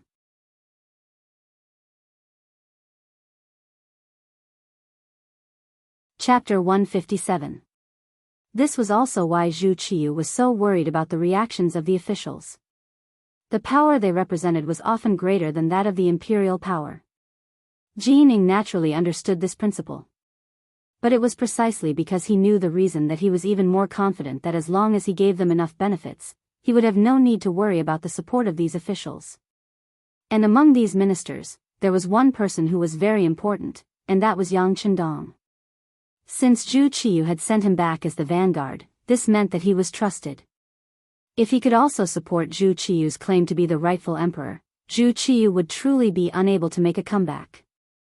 After deciding on a plan with the emperor, Jining left the main hall and ran into the embroidered uniform guard commander Han Ji, who was like an ant on a hot pan. When he saw his master come out, Han Ji dropped to his knees. This subordinate was incompetent and was unable to capture Tang Gui and the others. In addition, Chao Jixiang led a large group of embroidered uniform guards to cut off this subordinate's retreat. This subordinate was worried that the army would be lost, so I retreated first. But I have already sent people to the various city gates and warned them that without your highness's order, no embroidered uniform guard is allowed to enter the capital. What's going on? How many men did Chao Jixiang lead? So many things had happened in such a short time, and Jin Ying's expression changed again and again. He had originally believed that with his superior numbers, killing Tang Tong and capturing Yang Chendong was just a matter of time. Once Yang Shima became a prisoner, he would no longer have a chance to negotiate with him. At that time, he would be able to do whatever he wanted. He had never imagined that things would turn out to be completely different. It's like this. Han Ji wiped the sweat from his forehead and explained everything he had seen and heard to Jining. When he heard that 10 embroidered uniform guards had been killed without a single sign and that no one had been able to find out who had done it, Jining knew that it had to have been the work of those advanced firearms. He also understood that the report that Qian Sengbao had taken the Yang clan and was searching for firearms was false. By the time he had received the news, Qian Sengbao had probably already been dead. It seemed that the Yang clan truly could not be underestimated. With the advanced firearms, the Yangjia village was already impregnable. Now that they had Chao Jixiang's support, it was likely that they would become powerful. It seemed that this Yang Shima was really difficult to deal with. It would be impossible to defeat him without spending a bit of capital. Alright, I got it. How about this? I will immediately report this matter to His Majesty. You lead the embroidered uniform guards and wait for my orders. After Jining finished speaking, she turned around and walked towards the main hall of the palace. She found Zhu Qiyu again. My dear minister, is there something wrong? Seeing Jining appear, for some reason, Zhu Qizhen felt a burst of panic in his heart. Your Majesty, things are indeed a little unexpected. That Yang Chendong, who was just conferred the title of loyal and courageous count by Yingzong, has a very powerful firearm in his hands. It can easily take a person's life within a few hundred steps. Just now, 10 embroidered uniform guards died in the hands of this firearm. As soon as Jining saw Zhu Qizhen, she made the situation sound very serious. If she didn't do that, she wouldn't be able to get his attention, and it wouldn't be easy to talk about the following conditions. There's such a thing? What should we do? Zhu Qiyu started to panic again. He really didn't expect that he would be so nervous as emperor. Don't worry, I'll say the same thing. Your Majesty, as long as we give the loyal and courageous count enough benefits, it will be very easy for him to recognize you as emperor. Now, it's up to us to see how much capital we can spend, Jining asked tentatively. Although he said that he had great power now, when it came to conferring titles, it wasn't something that a powerful official like him could decide. Alright, as long as he's willing to recognize me as emperor, I'll confer him a high official. My dear minister, what do you think will satisfy him? In order to become emperor, Zhu Qiyu's life would no longer be threatened. At this moment, he was also willing to spend a lot of capital. With Zhu Qiyu's attitude, Jining breathed a sigh of relief. Your Majesty, since Yingzong can confer him the title of count, why can't we confer him the title of marquis? As long as we show enough importance, I'm sure that Yang Chendong will be indescribably grateful. At that time, he'll naturally follow your lead. When that time comes, Yingzong will really have no one to rely on. Confer the title of marquis? That's fine. I'll leave this matter to you, my dear minister. Zhu Qiyu only hesitated for a moment before agreeing. Although there was a saying in the Great Ming dynasty that one couldn't be conferred a title without military merit, since imperial brother Zhu Qizhen had already conferred the title of count, it shouldn't be too much for him to promote him. On the official road 5 li away from Yang Manor, Chao Jixiang rushed over with his army of 3,000. What he saw was a man dressed as a servant riding on a tall horse blocking the road. Behind him were 100 embroidered uniform guards wearing flying fish robes. The formation was placed in front of him, but it was completely unwelcoming. There wasn't the slightest bit of welcome. This caused Chao Jixiang to be dissatisfied. His nephew, Chao Xian, was flustered and exasperated as he shouted, "What are you doing? Don't you recognize Lord Chao?" During Wang Zhen's reign, Chao Jixiang was the first eunuch in charge of the ceremony directorate. In name, he was in charge of the Eastern faction and the embroidered uniform guards. His subordinates naturally recognized him. However, after witnessing Han Ji's defeat, they were filled with confidence in their loyalty. Even if their immediate superior appeared, no one would feel afraid. Chao Xian roared, only to be met with silence. After a while, seeing that no one spoke, Yang Si chuckled and said, "What's wrong? Brother, are you trying to scare someone? F***ck, who are you?" Chao Xian felt that he had lost face. He pulled out his embroidered spring saber and pointed it at Yang Si. The threat was obvious. Is Is no one going to take care of you spouting shit? Yang Xi's expression also darkened. He looked at the leader, Chao Jixiang, implying that his subordinate was speaking rudely, but as the master, he was not going to take care of him. Facing Yang Xi's gaze, Chao Jixiang acted as if he did not see it. He raised his head slightly and looked at the sky above, as if he was sighing about the good weather today. Ding! A crisp and deafening sound suddenly rang out.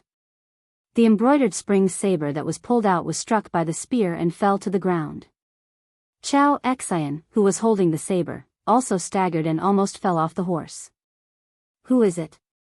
The sudden change caused all the embroidered uniform guards to be extremely alarmed. The foster sons of Chao Xian and Chao Duo even stood on the left and right of Chao Jixiang, and they looked around with the intention of clearly seeing where the threat came from. There is no need to look. If I want your little lives, it is merely a matter of raising my hand. The corner of Yang Xi's mouth curled as he coldly snorted when he saw Chao Jixiang and the rest acting as if they were facing a great enemy.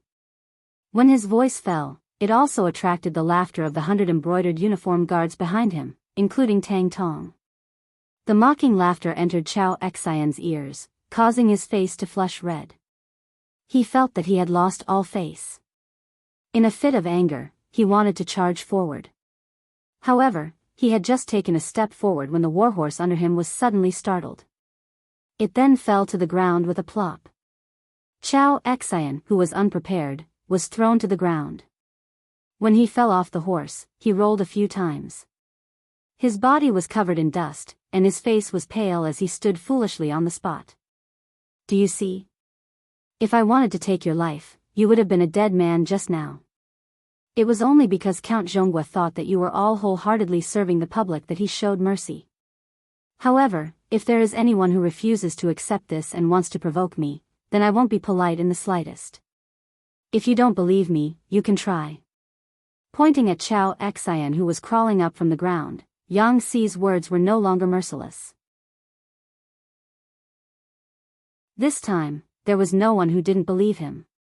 Although there were still some people who didn't accept this, they suppressed the impulse in their hearts. This was because they knew that if they didn't act properly, it was very likely that they would end up dead on the spot. Chao Jixiang, who was originally calm and waiting for Yang Chendong to appear, was no longer as relaxed as before. When he looked at Yang Xi again, he first pushed away Chao Xian and Chao Duo who were protecting him. Then, he mounted on his horse and cupped his hands together. This brother, I am Chao Jixiang. I have something to discuss with Count Zhonghua. Please pass on the message. Humph. Wouldn't it have been fine if you had done this earlier? All right, wait for me to report to Count Zhonghua. Yang Xi had long expected this kind of result. He cupped his hands together and spoke with a trace of politeness. Turning around, Yang Xi didn't immediately head straight for the Yang clan manor. Instead, he said to the leader, Tang Tong, look carefully. If anyone doesn't listen to my advice and recklessly charges forward, you only need to shout loudly and there will naturally be people who will take their lives.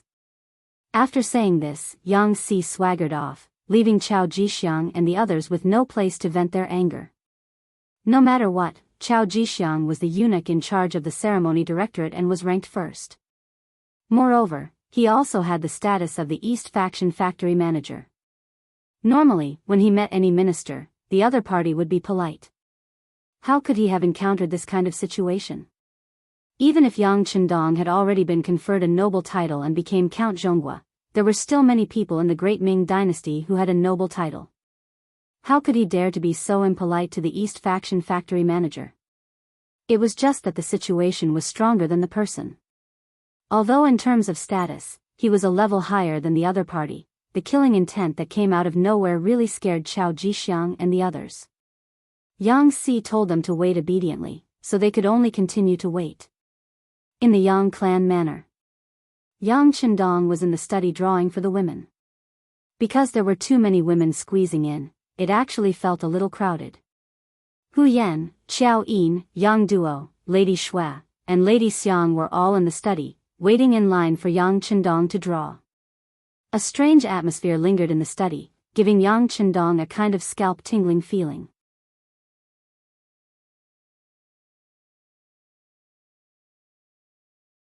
Chapter 158. Among the 5 women, Hu Yan and Yang Duo were in the same group. Their gazes were the most direct, sweeping over Xiao Yin and the other 2 women from time to time, giving people the feeling that they were scanning their bodies. Because of their backgrounds, Hu Yan and Yang Duo had more in common. In their opinion, it wasn't that a man couldn't marry a concubine, but he should at least respect the first wife, right? Obviously, Hu Yan should play the role of the first wife. Xiao Yin and Madame Shui were in the same group. They were all people who had served Yang Qindong before, and they had the same experience of serving him. Naturally, their hearts were closer. However, when they faced Hu Yan's gaze, they still felt a little unnatural. Perhaps they also knew that with their backgrounds, it was impossible for them to be the first wife of the 6th young master. To be able to become a concubine was already a blessing from their ancestors. The last of the 5 women, Madame Xiang, felt uncomfortable standing there. She was extremely careful when she spoke and walked. Her background wasn't good, and she hadn't been recognized by Yang Qindong. Logically speaking, she shouldn't stay here. However, after experiencing the previous incident, she didn't want to let go of this relationship. So what if she was looked down upon? In short, this time she definitely wouldn't back down. Even if she had to refuse, she would do it on Dong Shuai's bed. It was said that 3 women were enough to make a show, but now there were 5 women. 4 of them had feelings for him, and one of them was his biological sister. Yang Qindong didn't know what to do. Although he was still holding a brush, he was no longer in the mood to paint. Cough. With a light cough, Yang Qindong decided to change this situation. Some things needed to be made clear. Otherwise, he didn't know how he would live in the future. What he wanted was to enjoy the happiness of having multiple wives, not to look at other people's faces and consider their feelings. His cough immediately attracted the attention of the 5 women. Almost at the same time, several cups of tea were handed to him. Seeing all the women fawning over him, Yang Qindong couldn't help but let out a long sigh and said, "All right, I understand your intentions. Now, I'll give everyone a choice. If you want to leave my woman, you can do so. Not only will I not pursue the matter, I'll even give her a large sum of money. It can be considered as ending our fate." "That's right, 7th sister, can you leave first?" Yang Qindong's intention was to discuss, but his tone was extremely firm. This caused 7th sister Yang Duo, who originally wanted to stay here to watch the show, to feel a chill run down her spine. She actually involuntarily agreed and then left the study. After Yang Duo left, the 4 women left behind all liked Yang Qindong, and Dong Shuai also liked them. At this moment, the 5 of them were staring at each other, but none of them moved. All right, since no one wants to leave, then this young master has to say some rules. Yang Qindong began to set the family rules. As the saying goes, nothing can be accomplished without rules. If he didn't make things clear in advance, if something happened in the future, it wouldn't be easy to come up with a solution. Since you've chosen to be Yang Qindong's woman, then the first thing you need to do is not to be jealous. If anyone can't accept this, then you can also leave now. My promise just now still counts. As he spoke, Yang Qindong's gaze fell on the 4 women one by one. After seeing that the 4 women didn't have any reaction, Yang Qindong said, "Then it can be considered that you've agreed. From now on, if anyone takes any extreme actions because of jealousy, then sorry, the result will be that you'll be kicked out of the Yang family village and never allowed to take a step back. Second, after becoming my woman, you need to pay attention to unity. Because you'll be sisters in the future, if you get along well, this young master will naturally be happy. If I have to see you use all kinds of methods to fight, then I'll be very unhappy. The result will also be that I'll be kicked out of the Yang family and never allowed to enter again. Third, you can have your own business. As long as you're willing to do it, this young master will support you and provide you with enough money. I'll also send people to protect you. In other words, I'll give you enough freedom. But there's one thing, you're not allowed to be with other men behind my back. If I find out, it won't be as simple as kicking you out of the Yang family. This is my bottom line, and I hope you'll remember it in your hearts. Fourth, as long as it's money you earn, you can spend it however you want. I won't ask. Even if it's not earned by you, you can spend it if it's my money and I won't ask. But if anyone wants to scheme against my money, use it to do bad things, or even support those who oppose me, then I'm sorry, the consequences are not something you can imagine or even bear. Fifth, after becoming my woman, you don't need to care too much about status. I'll treat you equally.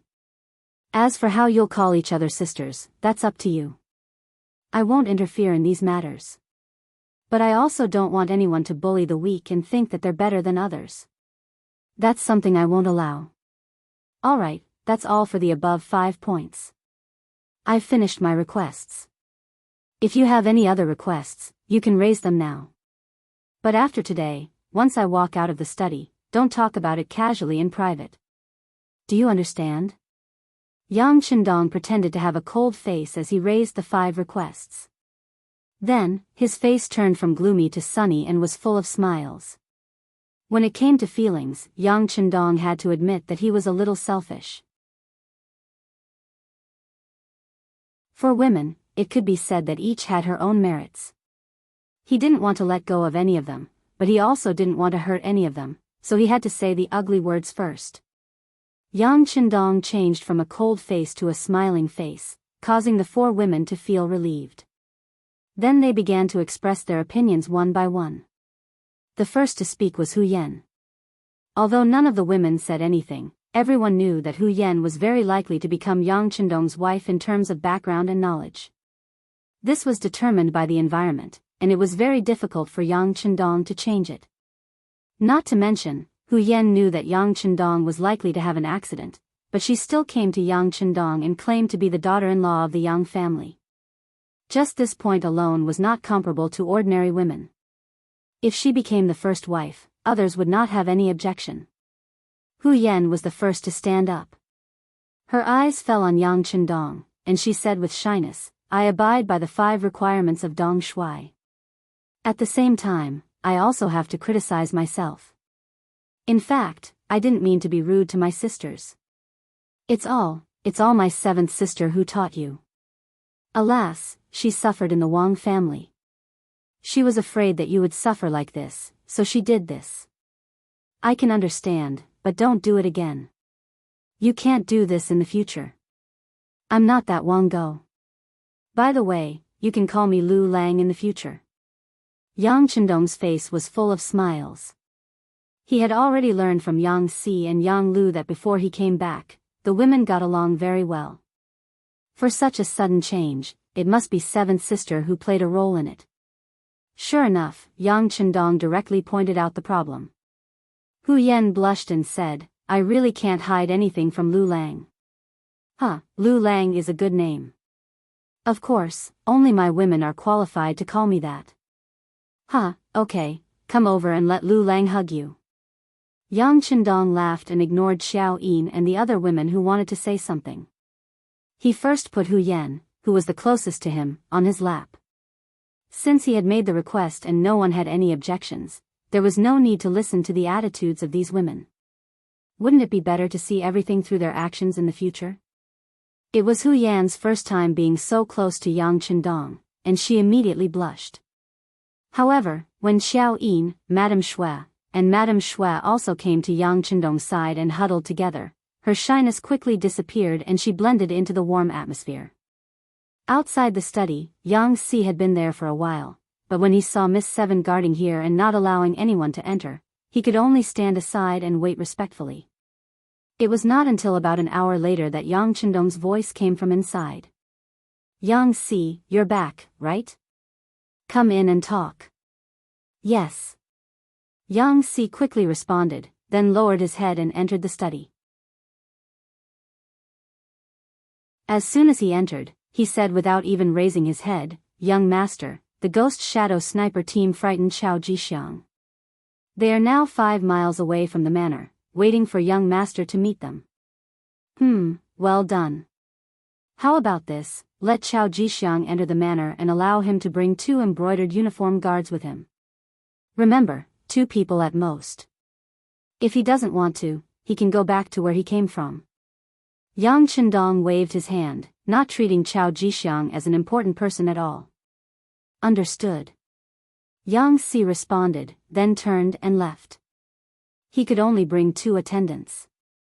Whether Chao Jixiang would agree or not was not within his scope of consideration. He only needed to listen to the young master's orders. At this time, Chao Jixiang was already impatient. After more than an hour, he still did not see Yang Si return. If he rode a horse from here to the Yang Manor, it would only take a moment for him to go back and forth. However, after such a long time, he still did not see Chu Li, which made him feel like he was being played. However, although he was impatient, he still could not leave. After all, if he wanted to contact Ying Zong, he could only find Yang Chendong. Thus, even if he was angry, he did not show it on his face. His nephew, Chao Xian, had already patted off all the dust on his body. He felt embarrassed as he stared at Tang Tong and the 100 embroidered uniform guards opposite him. If eyes could kill, Jia and the others would have died many times over. "Uncle, why don't we kill our way into the manor and capture Yang Chendong alive?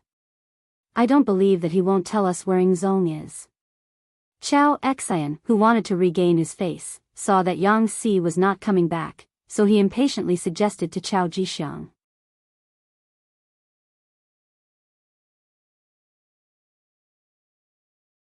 Chapter 159. Upon hearing his words, Chao Xian and Chao Duo nodded in agreement. Clearly, they had the same thoughts. Charge over. Have you forgotten how you fell off your horse? Chao Jixiang glared at Chao Xian. He had just patted off the dust on his body, yet he had already forgotten about the pain. Did he even have a brain? Chao Xian was naturally indignant after being reprimanded. However, when he thought about how he fell off his horse for no reason, he immediately suppressed the impulse in his heart. He couldn't help but look to the sides of the road. However, there was only dense forest everywhere, and he couldn't see anything out of the ordinary. Time slowly passed. Finally, the sound of horse hooves could be heard. Yang Si arrived on horseback. Chao Jixiang heaved a sigh of relief. However, when he saw that only Yang Si had arrived and that Yang Chendong wasn't with him, he couldn't help but raise his eyebrows. What is the meaning of this? Does he not want to meet me? At this moment, Yang Si arrived before the 2 armies and stopped in front of Tang Tong and the others. After which, Yang Si announced loudly, "The Count has ordered for eunuch Chao to bring 2 attendants and follow me into the manor for a chat." What? Upon hearing that only 2 people were allowed in, Chao Xian and the others immediately flew into a frenzy. The 2 foster sons, Chao Xian and Chao Duo, even tried to dissuade him. This was a trap, and they hoped that their foster father wouldn't fall for it. At this moment, Chao Jixiang was also furious. This Yang Chendong didn't take him seriously at all. He clearly knew his identity, yet he didn't come out to greet him personally.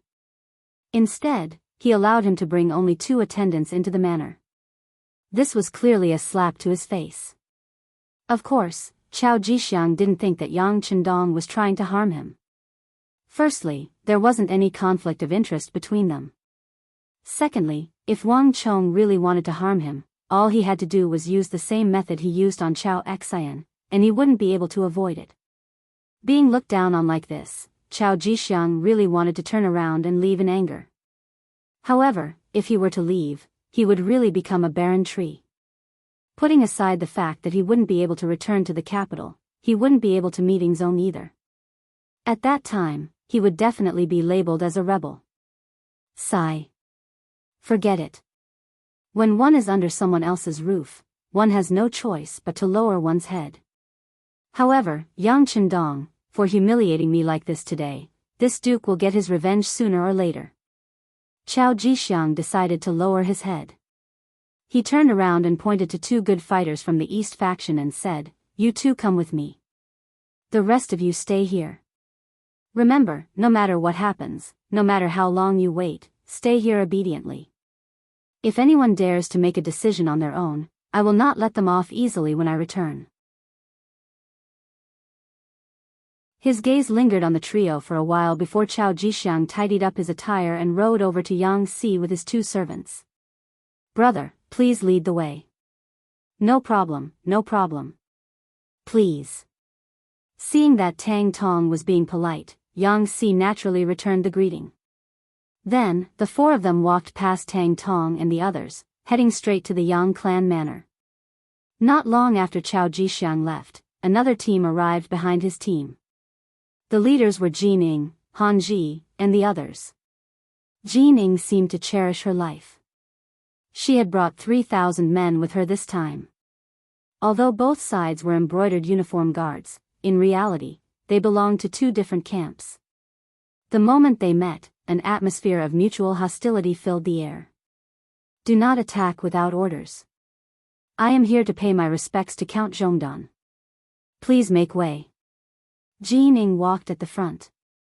On her left and right were the martial arts experts from the East faction. This was to ensure that if anyone tried to harm her, she could react immediately. Since Jining did not take the initiative to attack, Chao Jixiang and the others naturally would not look for trouble. Everyone was wary of each other and allowed them to come before the 2 armies. With Yang Si gone, Tang Tong became the person in charge and was pushed forward. The moment he stepped forward, his aura was greatly reduced in front of Jining. He actually cupped his fists and bowed, saying, "Greetings, eunuch Jin. Oh, I remember you.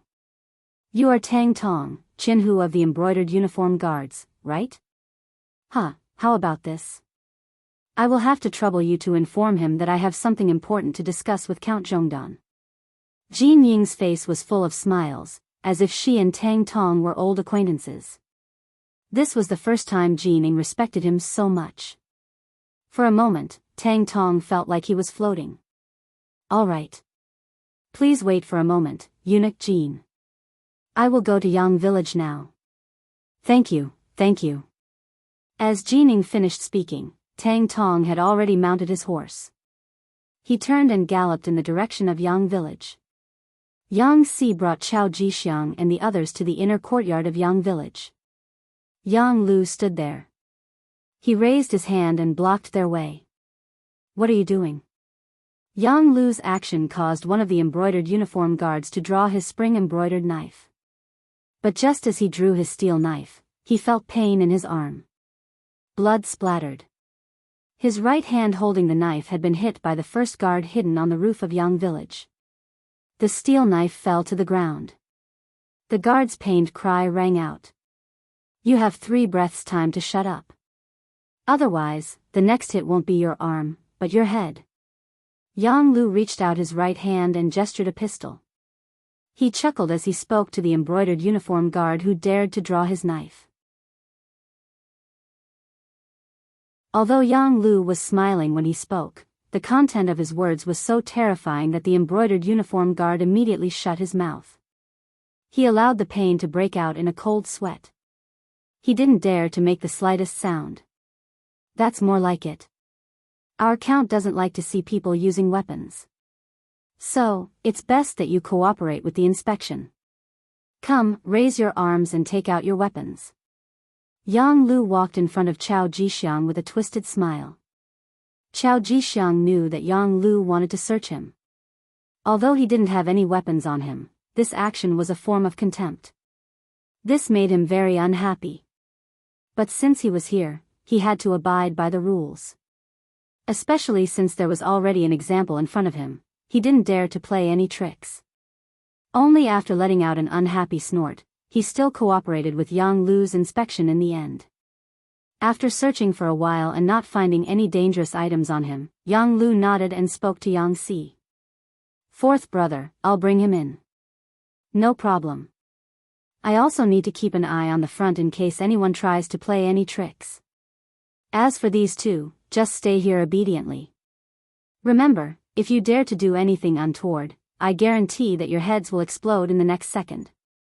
After Yang Si agreed, he intimidated the 2 embroidered uniform guards who had followed him. Then, he mounted his horse and rushed out of the manor. Just as Yang Si rode out of the manor, he saw Tang Tong riding a horse towards him. "Stop. Why aren't you keeping an eye on the front?" Why are you running into the manor? Tang Tong was still a Jianghu of the embroidered uniform guards and wasn't considered a member of the Yang Xie's new army. Naturally, he couldn't enter the manor as he pleased.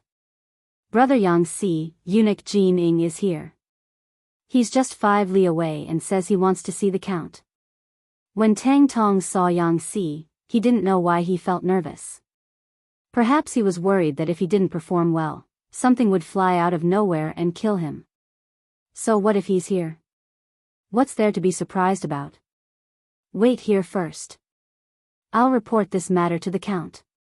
Yang Xi, who was very dissatisfied with Tang Tong's performance, rolled his eyes and pointed to the ground. He meant to tell Tang Tong that he could go up to this point.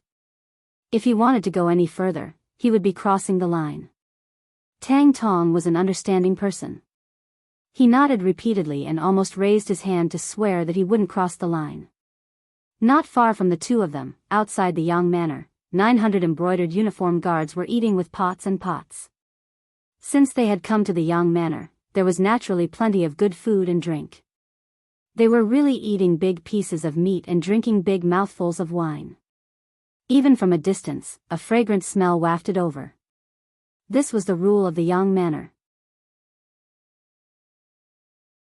As long as you weren't a member of the Yang Manor, no matter what your status was, you couldn't stay here without permission. This rule came into effect after Yang Chendong returned. In the side hall of the Yang family manor, Chao Jixiang saw Yang Chendong, who was dressed in green.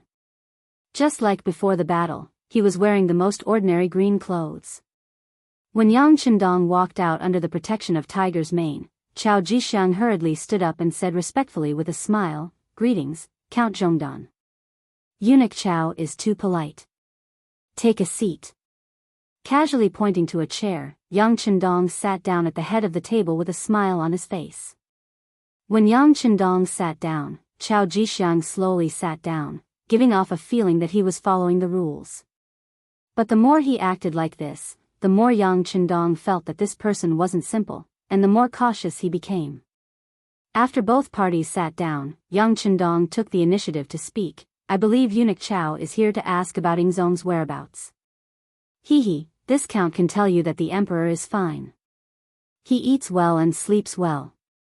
He is on his way to the capital. It's just that." Hearing that Ingzong was fine, Chao Jixiang's face revealed a happy smile. Dai Zong had already put Jin Ing in an important position, so it was impossible for him to put him in an important position. But with Ingzong, if Wang Zhen died, he would have a chance to be promoted. But after hearing Yang Chendong's words, his originally smiling face became tense. But what does Count Zhongdan mean by just that? Sigh. With a long sigh, Yang Chendong pretended to bemoan the state of the universe and the fate of mankind, and said, "But now that there is an emperor in the capital, I really don't know what will happen to Ingzong when he returns." Yes. After hearing this, Chao Jixiang's face became much more unsightly. Now that there was a new substitute emperor, Zhu Qiyu, in the capital, why would Zhu Qizhen return at this time? It was impossible for there to be two emperors in a single dynasty. One of them was destined to leave the throne. Although Ingzong had been the emperor for a long time, Dai Zong now occupied the capital, controlled the army, and had the initiative. If they really fought, it was unknown who would win.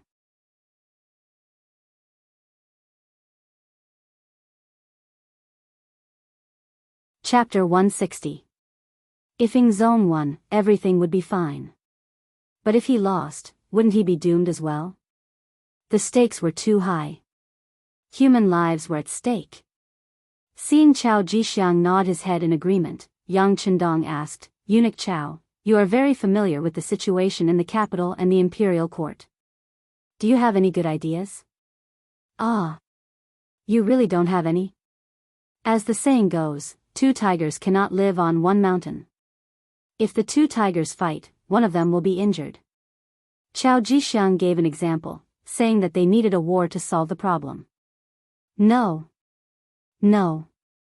After hearing Chao Jixiang's suggestion, Yang Chendong shook his head. "Eunuch Chao, since you have been in the capital for a long time and hold the power of the Eastern Depot and the embroidered uniform guard, you should know that Walla's army is approaching the capital. If there is an internal conflict in the imperial court at this time, it will only hurt those close to you and make your enemies happy. Then what should we do? Thinking about the military intelligence he had just received, Walla's army had already broken through Biyao Pass and Zijing Pass, and was currently attacking Jianghu Pass. The gates to the capital were about to open, and if that was the case, the capital would be in danger. It was indeed not a good time to have internal strife. But in this situation, without confirming who the emperor was, how could they divide their forces to fight against Walla's army? Just as Chao Jixiang's face was filled with worry, Yang Si rushed in from outside. The moment he entered the hall, he knelt on the ground and respectfully said to Yang Chendong, "Young master, eunuch Jin Ing is here. He is waiting for you 5 li outside the Yang residence." "Oh. So fast. Please." After hearing this, Yang Chendong was not surprised at all. It was clear that he had expected this. But after saying, "please," he did not forget to add to Yang Si, "Old rules, he can only bring 2 people to the residence. This uncle only wants to live the life of an ordinary person. I don't want to see an army coming. I will be afraid." "Yes." Yang Si nodded and then walked out of the room. When Chao Jixiang saw this, his heart was filled with disdain. "You have such powerful retainers, are you afraid that others will send an army to attack you? What a joke." Of course, these were just thoughts in his heart. After knowing that Jin Ing was coming, there were some things that needed to be said in advance. Originally, Chao Jixiang wanted to wait for the right time, but now, he didn't dare to hide anything. "Uncle Zhongdan, Jin Ing has already pledged her loyalty to Dai Zong. You have saved Ing Zong, and you have done a great service. I believe that once Ing Zong ascends to the position, you will not be lacking in benefits. You have to think twice about your every move. Reconsider." "Well, I've been thinking about it. Let me think about it." Yang Chendong kept nodding, as if he had heard Chao Jixiang's words. However, from that moment on, he actually stopped talking. Instead, he closed his eyes, giving off the feeling that he was thinking about something. However, he was actually waiting for Jin Ying's arrival. Only when she was here could the next step be carried out as he wished. Seeing that Yang Chendong was indeed reconsidering, Chao Jixiang suddenly became anxious. "Uncle Zhongdan, no matter what, Ing Zong has been in power for more than 10 years. He is still very popular in the imperial court. Compared to Dai Zong, who has just ascended to the position, he has too many advantages. He should be the one to take charge." That's right. Eunuch Chao is right. Let me think about it carefully." Yang Chendong still didn't open his eyes. He kept nodding, giving off the feeling that he was really thinking hard. 5 miles away from the Yang Manor, Yang Si and Tang Tong rushed back. When it was said that Jin Ing was allowed to enter the manor, but she could only bring 2 guards, eunuch Jin didn't even show a trace of displeasure. Instead, he happily nodded and agreed. Then, he smiled and rode his horse to Yang Si's side. From this, it could be seen that Jin Ing and Chao Jixiang were both astute people. Oftentimes, the more polite a person appeared on the surface, the harder it was to deal with them. Not long after, Jin Ing appeared at the Yang Manor. When she entered the side hall, she saw Yang Chendong resting with his eyes closed. Chao Jixiang had an anxious expression on his face. Listening to the voice and looking at people's faces, Jin Ying's heart calmed down just from this discovery. If Yang Chendong had already made a decision, Chao Jixiang wouldn't be so anxious. Since that was the case, it meant that he still had a chance. It had to be said that Jin Ing had indeed served 4 emperors. No. Now, it should be 5 emperors. Few people could compare to her decisiveness in doing things. Seeing that the situation was still uncertain, she reached into her clothes and took out an imperial edict with a golden dragon on it. At the same time, she shouted, "The imperial edict has arrived. Uncle Zhongdan, please accept it." "I, Yang Chendong, accept the imperial edict." When he heard that it was an imperial edict, an undetectable joy flashed across Yang Chendong's eyes. He knew that Dai Zong was going to give him some benefits. He just didn't know what kind of conditions Dai Zong would give him. Yang Chendong knelt on the ground. Jining read aloud, "By the will of the heavens, the emperor decrees that Count Zhongdan Yang Chendong is young and promising. He is proficient in both martial arts and literature. He protected the retired emperor on the dangerous battlefield. His loyalty to the great Ming dynasty is witnessed by the heavens and earth. He is hereby conferred the title of Duke Zhongdan and the position of commander of the Brocade Guards." Emperor Zong of the Ming dynasty proclaims this. After Jining finished reading the imperial edict, she smiled and said to Yang Chendong, who was kneeling on the ground, "Marquis, please rise." The count had become the marquis. Yang Chendong's lips curled into a faint smile. "Thank you, eunuch Jin.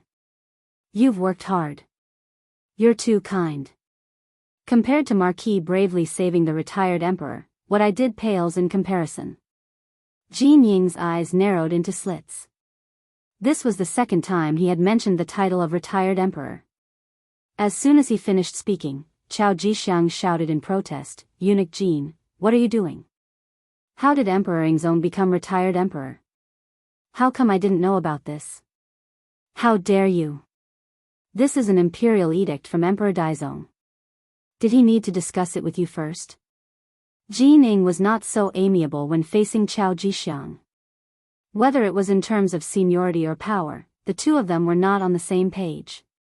In the face of Jin Ying's rebuke, Chao Jixiang had no intention of backing down.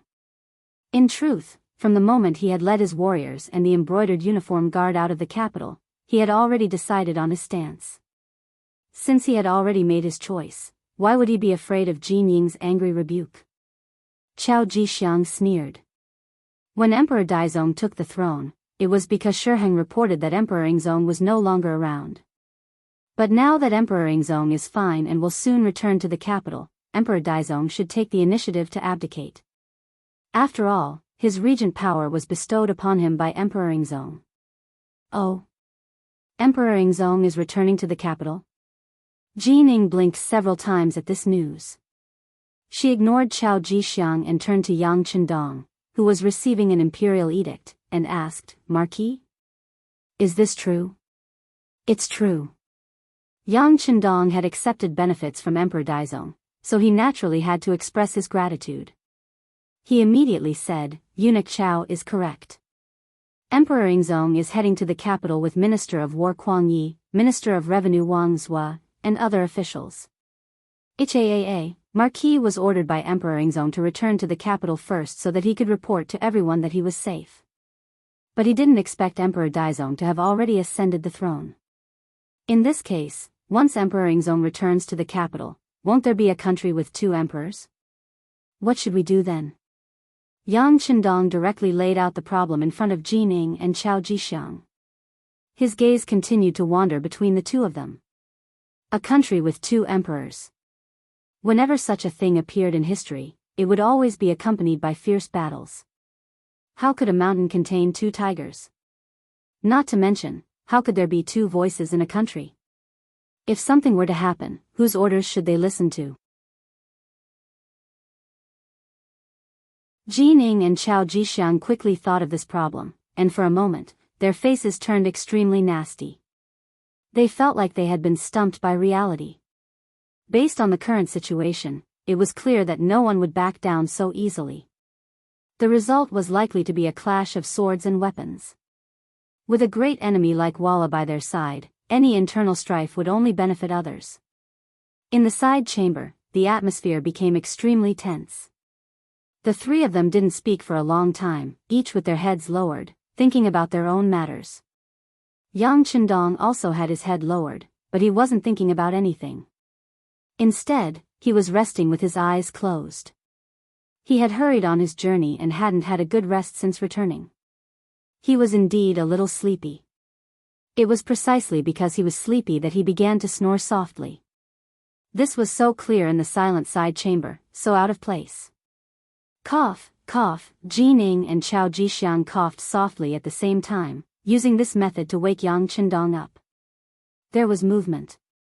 Yang Chendong had indeed woken up. When he raised his head, he met Jining and Chao Jixiang's eyes. He smiled and said, "What? Have the two of you come to a conclusion? If you have, then please leave. Marquis has been hurrying on the road for days. He is indeed too tired." After he finished speaking, Yang Chendong slowly stood up. From the looks of it, it was clear that he wanted to leave this place and find a big bed to have a good sleep. Yang Chendong wanted to leave. This made Jining and Chao Jixiang very anxious. They both knew that they couldn't make a decision on their own. If the other party was unwilling to give in, they wouldn't give in either. In the end, they would only meet in battle. This was an outcome that neither of them wanted to see, because no one could guarantee that they would be the victor. After thinking about it, he still needed Yang Chendong to be a partner, or a middleman, to give a balanced and reasonable way to deal with it. Since that was the case, how could they let him leave? At that moment, the two of them blocked Yang Chendong's path. "Marquis, we can't come to a conclusion. Can you please show us the way?"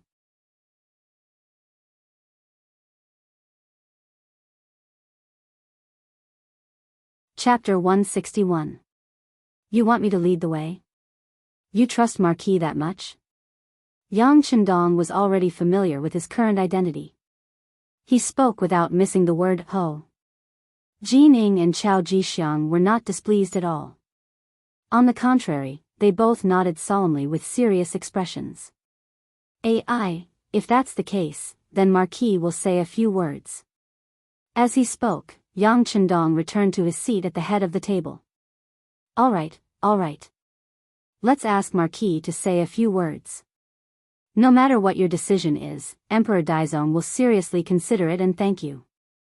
Jining quickly expressed her determination. At the same time, she brought up Daizong's identity. Chao Jixiang naturally did not want to fall behind. He immediately said, "That's right. Marquis, please give us an idea. Emperor Ingzong was saved by you. I'm sure His Majesty will agree and be grateful for your decision." The two of them were equally matched. They both brought up the emperor behind them, reminding Yang Chendong that he had to treat them equally. Yang Chendong only smiled at the little tricks used by the two of them and did not expose them. He returned to his seat and took a sip of tea to moisten his throat. Then, he slowly said, "Emperor Daizong's intention is to make Emperor Ingzong the retired emperor, right?" "That's right." Jining nodded in response. "I'm sure Emperor Ingzong will not accept this. He's only in his early 20s. I'm sure no one would be willing to become the retired emperor." When Yang Chendong said this, he looked at Chao Jixiang and asked. "That's right. Ingzong was at the peak of the spring and autumn period. He could do a lot of things. How could he become the retired emperor?" Chao Jixiang also couldn't help but nod, praising Yang Chendong's words. "All right, I understand what you mean. Obviously, this title of retired emperor is not suitable. If we must do it this way, it is very likely that we will meet on the battlefield. When that time comes, the only thing that will be lost will be the vitality of my great Ming dynasty, and the ones who will die will be the warriors of the great Ming dynasty. But don't forget that Walla's army is on its way to the capital. Once it breaks through Jianghu Pass, the gates to the capital will be wide open. At this time, we can't afford to be unstable. Otherwise, we'll be hurting our friends and rejoicing our enemies, right?" That's right. Jining and Chao Jixiang both nodded in agreement with Yang Chendong's analysis of the situation. "Yes. Since we can't fight and we can't fight, then we can only negotiate. How about this? The acting great emperor doesn't need to talk about the retired great emperor. This will definitely not work." Yang Chendong was very satisfied with the cooperation of the two. This saved him a lot of effort. "That's right. Marquis is wise." Chao Jixiang could tell from these words that Yang Chendong was siding with Zhu Qizhen, so he hastily agreed. This made Jining, who was at the side, a little unhappy. "What's wrong? We just promoted you to Valiant Marquis, and you're not even speaking for the acting great emperor? But before Jining could object, Yang Qindong turned to her and said, the acting great emperor can't possibly abdicate the throne to Emperor Yingzong, who lost to the enemy on the battlefield, right? When Yang Qindong said that Emperor Yingzong was a defeated emperor, Jining was extremely happy, and she immediately agreed. Yes, it's only Marquis who has sharp eyes that can see through everything. Haha. Yang Qindong only chuckled at this not-so-clever flattery, not minding it at all. Instead, he continued, then this matter is already extremely clear. Everyone has their own reasons, and both of you are emperors of the 9 and 5. Relying on the capital alone won't be enough to satisfy your needs. Why not shift your gaze elsewhere? Why must you stick to one place? The Great Ming doesn't just have one major city, the capital. Ah. What is Marquis' intention? When Jining and Chao Jixiang heard this, they were stunned. They did not understand what Yang Qindong meant. This isn't Marquis' intention. The two of you asked me for advice, so I had no choice but to come up with this idea. Of course, this idea might not be very clever, but if eunuchs don't think it's appropriate, you can just pretend that Marquis didn't say anything. Yang Qindong chuckled, putting on a nonchalant expression. In fact, this result was within his expectations. In fact, he had already made preparations for this when Yingzong set out for the war. Yang Qindong had come up with the idea, but he didn't want to take the blame. Jining and Chao Jixiang were both shrewd people, so how could they not understand the meaning behind these words? The two of them immediately nodded. Yes, we asked Marquis for the idea. None of this matter has anything to do with eunuch. Very good. Since that's the case, I'll add a few words. Since the capital can only have one emperor, why can't Emperor Yingzong give up this place? For example, if you go to the capital of Nanjing, the climate there is pleasant, and it's no less prosperous than the capital. It already has other palaces and palaces. It truly is a place where dragons flourish. Under their gazes, Yang Qindong finally revealed the ultimate goal of his plan, which was to divide the Great Ming dynasty into two. Go to Nanjing? Chao Jixiang's eyes widened. It seemed that this result was completely out of his expectations. It was also something that he had never thought of before. It wasn't just Chao Jixiang. Even Jining fell silent. Similarly, the result was somewhat out of his expectations. He had originally believed that as long as he could rope in Yang Qindong, he would be able to learn of Emperor Yingzong's whereabouts. Afterward, he would send an army to bring Emperor Emeritus back to the capital and place him under house arrest. But now, it seemed that Yang Qindong would not betray Emperor Yingzong. Not only that, he even had the idea of allowing Emperor Yingzong to continue as emperor. Fortunately, he was not allowed to return to the capital, which could be considered as speaking on Dai Zong's behalf. Yang Qindong had proposed the plan, but whether or not they would do it was not up to him to decide. However, he believed that his idea would be the most perfect one after considering all the situations. Chao Jixiang fell silent as he mentally weighed the feasibility of this plan. Dai Zong was now emperor in the capital and wielded great power. If Emperor Yingzong returned, there was a high chance that he would be captured and then placed under house arrest with the title of Emperor Emeritus until he died. If this was the case, anyone who had pledged allegiance to Emperor Yingzong could easily imagine their fate.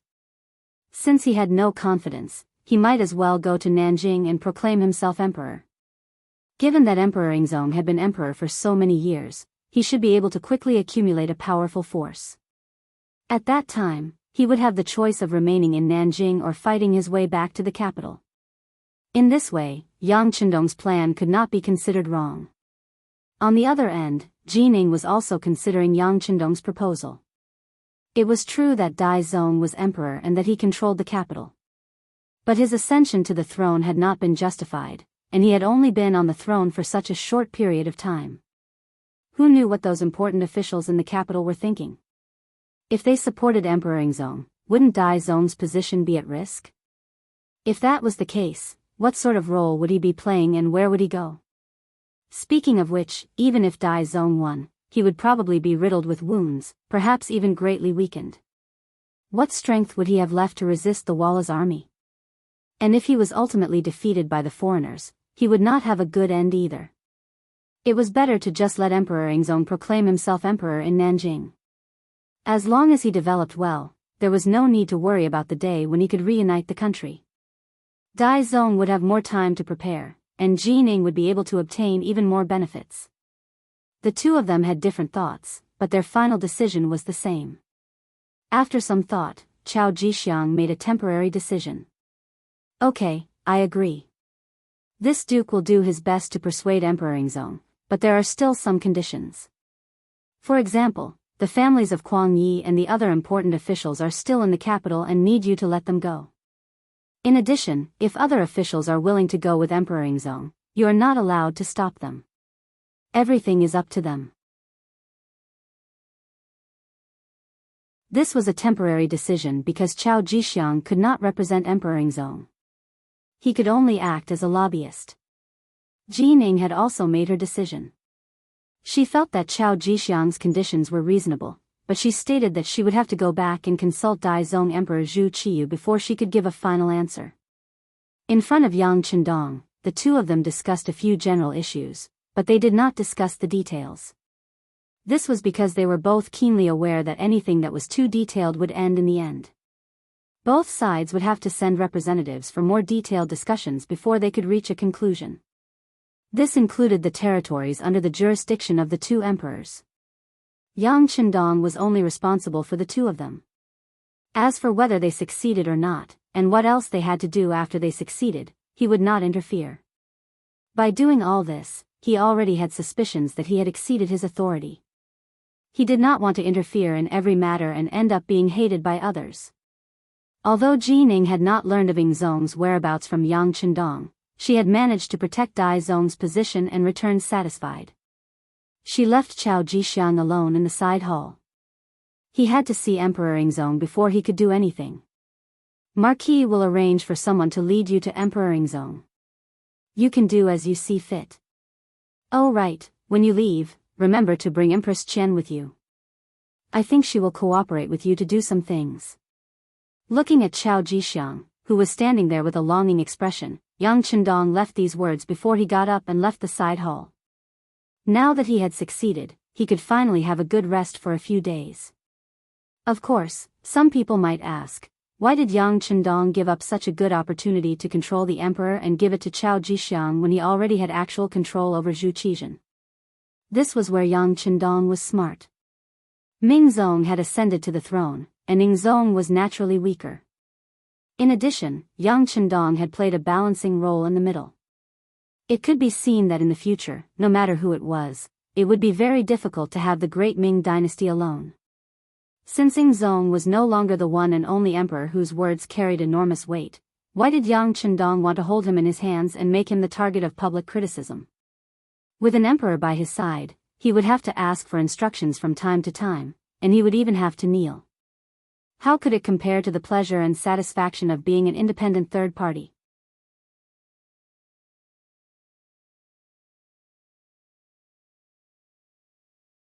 Chapter 162. Chao Jixiang had some ability. Once he developed, he wouldn't be too far off from Wang Zhen. But it was precisely because he had the ability that he could better assist Zhu Qizhen. Otherwise, if he was an idiot, it wouldn't be long before he was eaten up by Jining. The sixth young master didn't want either side to become stronger. What he needed was balance. Only then could he show his importance. Yang Chendong would have more room to display his abilities. The two emperors kept each other in check, so he could be sandwiched between them and reap the benefits. Now that the matter is settled, the next step is to prepare for the war. That's right, is there any news from Crimson City? Yang Chendong returned to the study and looked at Tiger's Mane. They're already on their way to the capital. They're coming in small groups so that they won't attract attention. Tiger's Mane knew what Yang Chendong was asking about and respectfully replied. The sixth young master who had grown up with him was now Marquis. The young master wasn't even 20 yet, but his future was bright. Tiger's Mane wouldn't be a nobody if he followed such a master. All right, I understand. The young master is sleepy. If there's nothing important, don't call me. Yang Chendong waved his hand and walked toward the bedroom next to the study. Hu Yan, Xiao Yin, and the others had been waiting there for a long time. Although they might not be able to do anything with them around, it was still better to be with beauties than with those incomplete eunuchs who only knew how to fight for power. On the road 5 li away from the Yang clan manor, the bustling scene had disappeared. After Jining and Chao Jixiang left, Tang Tong, who had stayed behind, was also taken away. Tang Tong had chosen to leave with Jining. This was Yang Chendong's intention. He didn't keep idle people here. Unless it was Yang Xie's personal army, he couldn't be at ease with anyone guarding the Yang family manor. As for who Tang Tong would choose to leave with, Yang Chendong didn't ask. Instead, he left the decision to himself. When Jining and Chao Jixiang had both extended an olive branch to him, he had ultimately chosen to return to the capital with Jining. His subordinates had all settled down in the capital, and if he were to go somewhere else, the morale of the army would be shaken. Jining had brought 3,000 embroidered uniform guards with her when she came. When she returned, she brought 4,000 men with her. As soon as he entered the capital, he went straight to the imperial city to ask Zhu Qiyu about his plans. In the inner hall of the palace, after Zhu Qiyu learned about Jin Ying's experience at Yangjia village, he frowned. A country divided into 2 emperors. Won't this cause the great Ming dynasty to be divided? No matter what, Zhu Qiyu was still a descendant of the Zhu family. He also valued the Zhu family's country very much. It was not unreasonable for him to have such thoughts. Jining didn't think too much about it. He just wanted to hold on to power. As for whether or not the country would be divided, that was a matter for the future. Your Majesty, this subject also knows that this is not a perfect plan, but I truly cannot think of a better one. Once Ingzong returns to the capital, he will not allow himself to be captured without a fight. After all, he has been emperor for so many years, and many people are loyal to him. If he raises his arm and receives even more support, we might not even have a place to stay. It would be better to slow down for now. I trust that with your Majesty's benevolence, it won't be long before you have even more people sincerely submit to you. At that time, wouldn't it be very easy for the realm to fall into your Majesty's hands? Jining placed Zhu Qiyu in a very high position, her eyes brimming with confidence. These words spurred Zhu Qiyu on, filling him with confidence for the future. Fine. This is all we can do. But we still need to prevent even more officials from leaving with Ingzong. We will leave this matter to you. Jining patted his chest and promised, Your Majesty, be at ease. This subject will definitely not allow any more officials to leave the capital. This was a chance to prove himself. If he did a good job, Dai Zong would naturally think highly of him. He did not dare to be the slightest bit careless. Hebei's Baoding Prefecture, a strategic town more than 300 li from the capital of the Great Ming Dynasty. At this time, Zhu Qizhen was resting here under the protection of Yang Wu and Xiao Feng. Now that he was in Baoding Prefecture, he was able to obtain some news from the capital.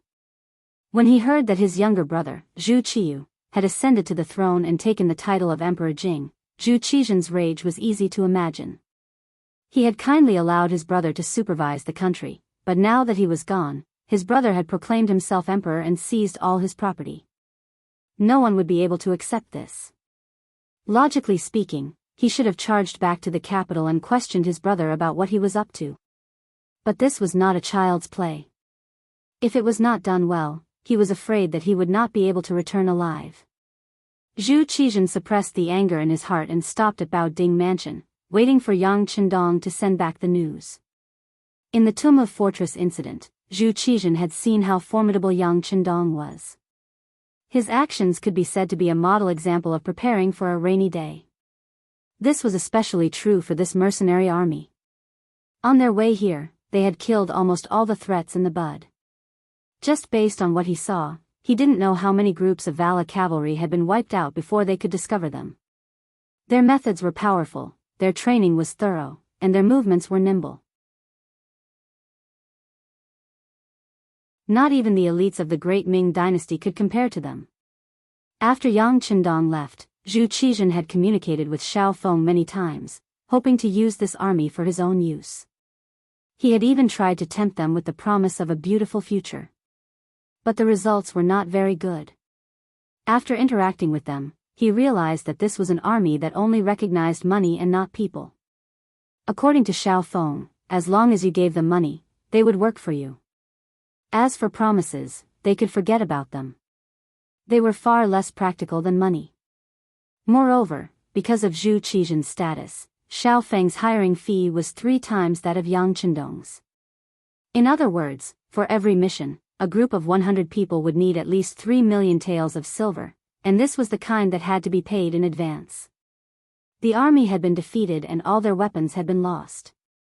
Where would Zhu Qizhen find the money to support such a large expenditure? He could only think of transferring money from the national treasury after entering the capital. But now that Zhu Qiyu was the emperor, he could forget about the national treasury. This made Zhu Qizhen feel even more dejected. At one point, Zhu Qizhen even had to consider where he would go in the future. If Yang Qindong did not care about him, what would he do? He would not even have the ability to protect himself. This worry disappeared without a trace 3 days later. Qiao Jixiang arrived, and with him were 3,000 embroidered uniform guards. Under the lead of Beta Persei, Qiao Jixiang successfully reported to Yingzong. As soon as he saw Yingzong, he immediately knelt on the ground and shouted, "Long live the emperor!" At this moment, Zhu Qizhen felt a sense of superiority. He even had the thought of bringing an army to the capital to seize the throne. Just as this thought appeared, he saw Xiao Feng and the others leave. The heroic spirit that had just appeared in his heart disappeared without a trace. After seeing the strength of this mercenary army, he began to despise the embroidered uniform guards in his heart. Qiao Jixiang arrived, and after seeing Yingzong and the 9 officials, he gave them a detailed account of what had happened in the capital. At the end, he even mentioned that Yang Qindong had been made a marquis and his idea of 2 emperors ruling the country. 2 emperors ruling the country? After hearing Qiao Jixiang's recount, Minister of War Kuang Yi and Minister of Revenue Wang Zhua glanced at each other. How could they not know that doing this would be tantamount to splitting the great Ming dynasty? However, what better way was there to deal with this than now? Different from Kuang Yi and Wang Zhua, the other 7 officials were secretly happy. If Zhu Qizhen really went to Nanjing and proclaimed himself as emperor, then it was obvious that they would be promoted by 1 or even 2 ranks. For example, the Right Assistant Minister of Justice Ding Xian could become the Minister of Justice, the Right Assistant Minister of Works Wang Yonghe could also become the Minister of Works, the Left Assistant Minister of Rights Yang Shan would become the Minister of Rights, and the Right Deputy Imperial Censorate Deng Li would also be promoted by 1 rank and become the Imperial Censorate. This was a real benefit. Originally, they had lost the battle together and were prepared to be demoted or even lose their positions. Now, they could even be promoted by 1 rank. Who wouldn't be happy? After the officials received the benefits, they would naturally try to persuade Zhu Qizhen to go to Nanjing and proclaim himself as emperor. Regarding this, Zhu Qizhen did not immediately make a decision. Instead, he said that he needed to think about it. Empress Qian also came. Mao Mu had taken over the role of the eunuch of Xing'an. He had served the empress well and had gained her trust. In this small courtyard of Baoding Mansion, the husband and wife met.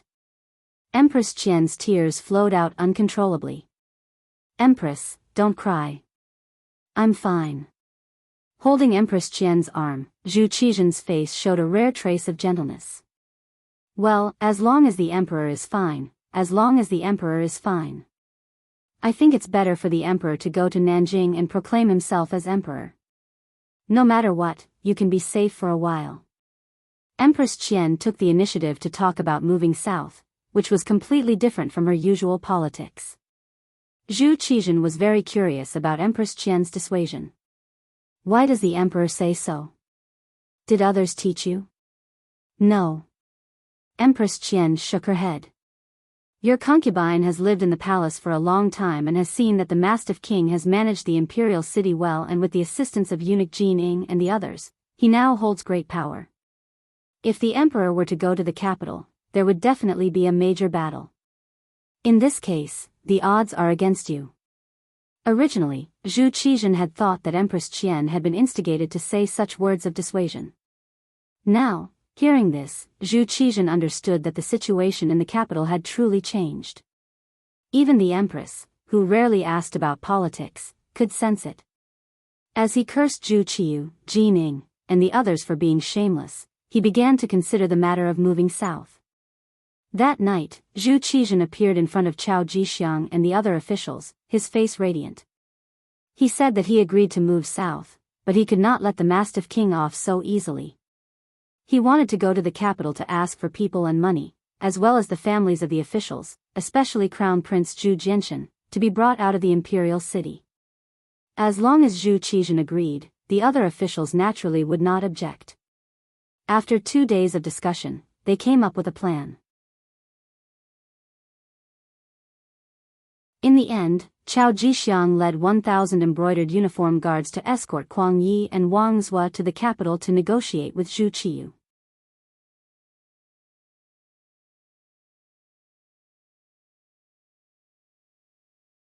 Chapter 163. The Capital. News suddenly emerged that Zhu Qizhen did not die on the battlefield. It was only a substitute for Hu Ben that had died. This news was like a gust of wind that had grown wings, quickly reaching the homes of the officials. For a moment, many of them were shocked and at a loss of what to do. 5 days after the news appeared, Kuang Yi and Wang Zhua, who had followed Ingzong to the battlefield, entered the capital under the protection of 1,000 embroidered uniform guards. Their appearance confirmed the news. Soon after, another piece of news appeared. Ingzong would not return to the capital and would instead accompany Nanjing to proclaim himself as emperor. For a time, the Great Ming would have 2 emperors ruling together. For a good country to have 2 emperors, although they were both surnamed Zhu and shared the same ancestor, it could not be considered a split. However, as time passed, the situation would naturally develop. Many far-sighted officials could see this fact. However, before they could wonder why such a change had occurred, another piece of news appeared that made them dizzy. Ingzong would need many officials to proclaim himself as emperor in Nanjing. If any of the officials in the capital were willing, they could follow Kuang Yi and Wang Zhua to Nanjing to take up their posts. Should they pledge loyalty to the current substitute emperor Zhu Qiyu or the previous emperor Zhu Qizhen? This was a choice that was placed in front of the officials. For a moment, each of the officials began to make their own calculations and began to consider the gains and losses in this matter. Compared to the officials in the capital who had to make a choice about their future, Yang Qindong in the Yang family manor was very carefree. He spent his days writing and painting in the manor or improving his relationship with his women. He was extremely busy. It was worth mentioning that during these few days of rest, Yang Qindong had taken in Lady Xiang. This woman, who looked like the young 13th mistress, had a strange fragrance and an enchanting figure, which made him fall into a land of gentleness, making him feel very uncomfortable. On the other hand, although Hu Yan had a few intimate actions with Yang Qindong, she had always scrupulously adhered to her bottom line. In her words, the first time had to be reserved for the wedding night in Lulang. Yang Qindong did not insist on this. When it came to matters of the heart, he had always pursued success when the conditions were right. He would never force anyone. Beta Persei, Yang Wu, and Xiao Feng returned to Yang Manor and set up a tight blockade around the perimeter. Yang Qindong, who had always attached great importance to his own safety, would never allow anyone to have the possibility of threatening his safety. Just like that, the days passed in a seemingly pleasant manner. Until a guest suddenly came to visit. Yang Qindong had no choice but to welcome him personally. He even went to the entrance of the manor. It was for no other reason than the fact that the person who had come was the imperial guardian of the embroidered uniform guard, Hu Changning, Hu Yan's father. In terms of official position, Hu Changning could be considered Yang Qindong's subordinate, so he did not need to personally welcome him. But from Hu Yan's point of view, Yang Qindong had to personally welcome him to show his sincerity and politeness. Hu Changning only brought Gao Sheng, a lieutenant. When the two of them successfully arrived at the entrance of Yang Manor, they saw Yang Chendong standing at the entrance. Beside him stood Tiger's Mane and Beta Persei, 2 servants. Yang Chendong was first conferred the title of Loyal Earl by Yingzong to thank him for saving his life on the battlefield. Then, he was conferred the title of Loyal Marquis by Dai Zong. At the same time, he also held the position of commander of the embroidered uniform guard. If the former was an empty position, then the latter was real power. He was not even 20 years old, yet he had received such an honor. This was extremely rare even when the great Ming dynasty was founded. Yang Chendong did it. The most important thing was that when Hu Changning arrived, he was still able to stand at the entrance and greet him. Just this alone made Hu Changning's originally cold face a little more gentle. Greetings to Uncle Hu. When Hu Changning rode closer, Yang Chendong cupped his fists and greeted him with the etiquette of a junior. This showed that he did not intend to talk to him in terms of official position, which allowed Hu Changning to avoid a lot of awkwardness. Good, the 6th young master is young and promising, making people envious. I believe that official Yang would be very gratified if he knew in the underworld. Since Yang Chendong did not greet him in terms of official position, Hu Changning spoke in terms of human relations. When he said these words, there was no doubt that he was an elder. Please. Yang Chendong smiled at Hu Changning and then made an inviting gesture. Beta Persei took the initiative to lead the horse, and the uncle and nephew walked side by side from the entrance to the Yang clan manor. In the main hall, the guest and the host sat down, and Xiao Yin personally served tea to Hu Changning. He couldn't help but take a few more glances at this maid who had been serving Yang Chendong since childhood. Sure enough, she was very beautiful. Seeing Xiao Yin, Hu Changning naturally asked about his daughter. When he found out that Hu Yan had secretly left home and went to the Yang clan manor, her father was naturally furious. But at the time, Dai Zong had just ascended the throne, and because he was afraid that the officials below him would cause trouble, he was confined at home and could not go out. Later on, when the situation was not so tense, the news of Yang Chendong's return spread to the capital. Moreover, he heard that there were several storms outside the Yang clan manor, making it impossible for him to come. Finally, when the Yang clan manor had obtained a temporary peace, he took the initiative to visit.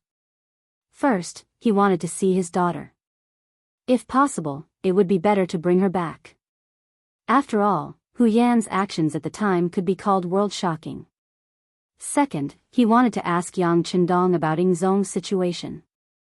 More importantly, he wanted to know what choice the Hu clan would make in the dual emperor reign.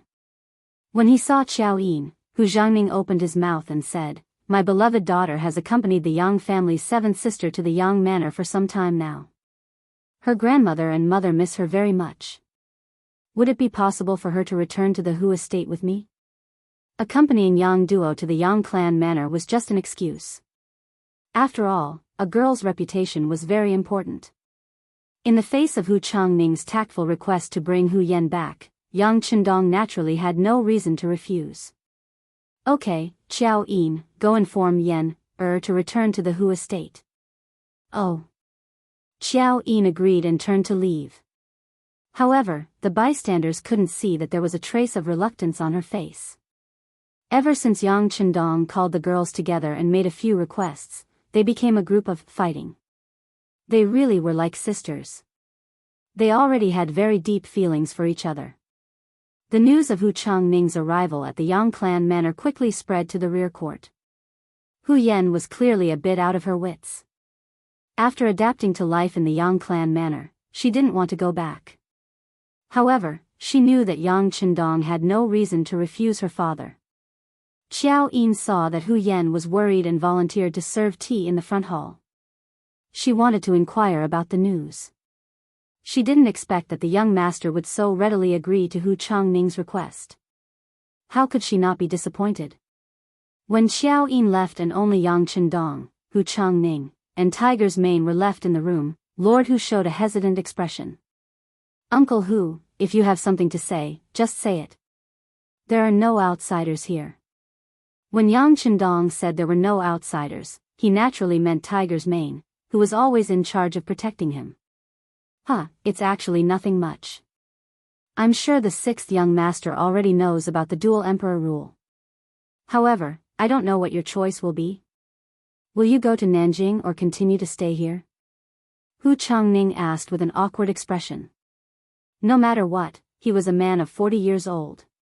When he encountered something, it was fine if he didn't have any ideas. However, he actually wanted to ask Yang Qindong, who was much younger than him. This made him feel a little embarrassed. However, this was what his father, Hu Ming, wanted.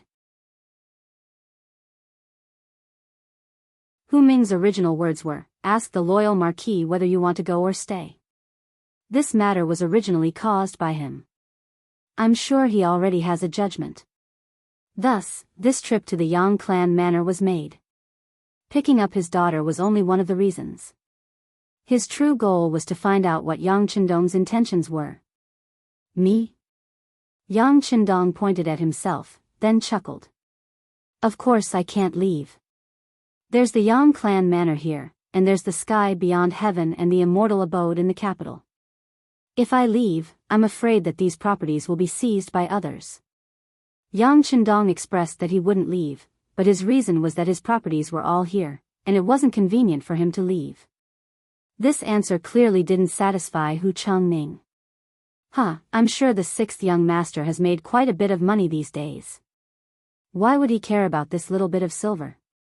That's true, but who in this world would complain about having too much money? Isn't that right, Uncle Hu? Yang Qindong maintained his usual smile. It seemed incomparably sincere, but it was impossible to tell what he was thinking. Yes. Hu Changning couldn't see through Yang Qindong's thoughts, so he could only smile. But after smiling, his expression began to fluctuate. It was clear that he was wondering whether or not he should directly ask Yang Qindong what the Hu clan should do in the face of two emperors. Asking too much would only make him seem incompetent, but before he came, his father had repeatedly warned him that he had to ask Yang Qindong's intentions. If it was just for the sake of face, wouldn't he have made this trip in vain? Wouldn't he have failed to live up to his father's expectations?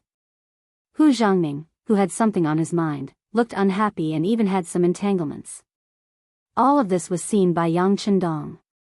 He knew that this was his future father-in-law, so he couldn't not give him face. He smiled and took the initiative to ask, Uncle Hu, what do you and Grandpa Hu think about the matter of two emperors? He really didn't want to call Yang Qindong Grandpa, but given their seniority, Yang Qindong had no choice but to do so. But when he did, he still felt a little awkward. Hu Changning hadn't thought about this. He was just worrying about how to ask this question, and now that Yang Qindong had taken the initiative to ask, he was immediately overjoyed. In truth, I would like to hear Honorable Nephew's opinion on this matter. I can't speak of an opinion, but if I must, I would like to give Uncle Hu 4 lines of poetry, Yang Qindong said with a smile.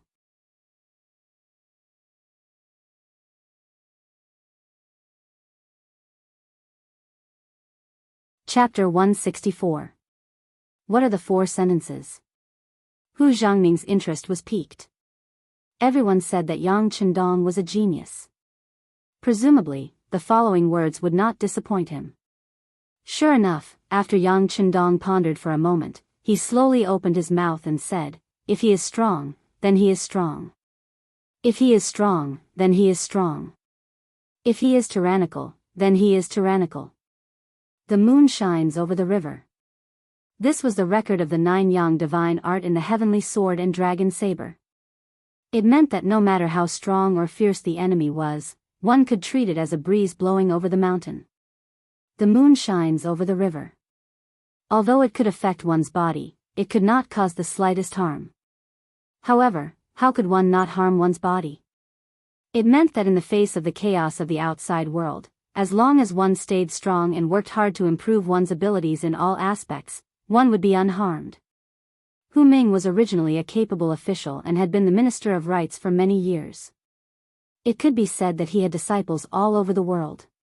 His son, Hu Zhangning, had also grown up. With this kind of strength, whether it was following Ying Zong or Dai Zong, there would not be any problems. As long as he stayed within his position, no one could easily touch him. Not to mention, there was also Yang Qindong helping from the side. He would not watch as something happened to the Hu family. In history, even when Yingzong ascended to the throne, until his death, Hu Ming was still firmly seated in the high position of the Minister of Rights. It was not until he was over 80 years old that he resigned from his position after Yingzong succeeded in seizing the family. From this, it could be seen that he was originally an evergreen tree in the bureaucracy. How could anyone move him just because they wanted to? Hu Zhangning did not think so much at this time. He was still repeating the 4 sentences that Yang Qindong said. After pondering over it, a smile slowly appeared on his face. Obviously, he had understood Yang Qindong's meaning. He was warning him that the most important thing was to improve his own strength.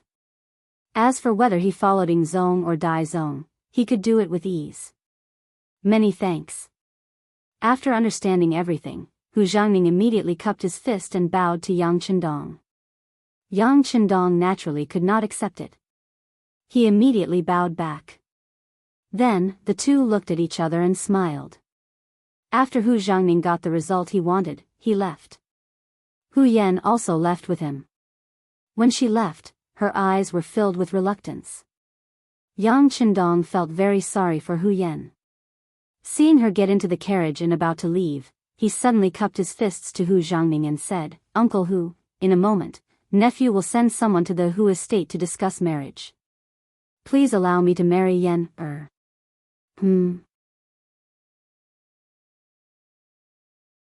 Hu Zhangning's expression faltered slightly upon hearing this before a look of elation appeared on his face. Good, good, I'll go back and tell father, mother, and Yenner's mother about this. Thank you for your trouble. Yang Qindong continued to thank him with cupped fists. When he looked towards the carriage, Hu Yan's face was already flushed red. It was impossible to tell if she was happy or excited. Tiger's mane saw everything. He walked up to Yang San and patted him on the shoulder. All right, the more casual young master is with you, the more he doesn't treat you as an outsider. You should be happy. Also, can't you see how busy the young master is? The wedding is near, and the young master has to personally plan and participate in everything. It's a pity that there's not much we can do to help. By the way, when the young master is celebrating, there can be no accidents. If anyone has the intention to cause trouble, there's no need to report it. Just kill them.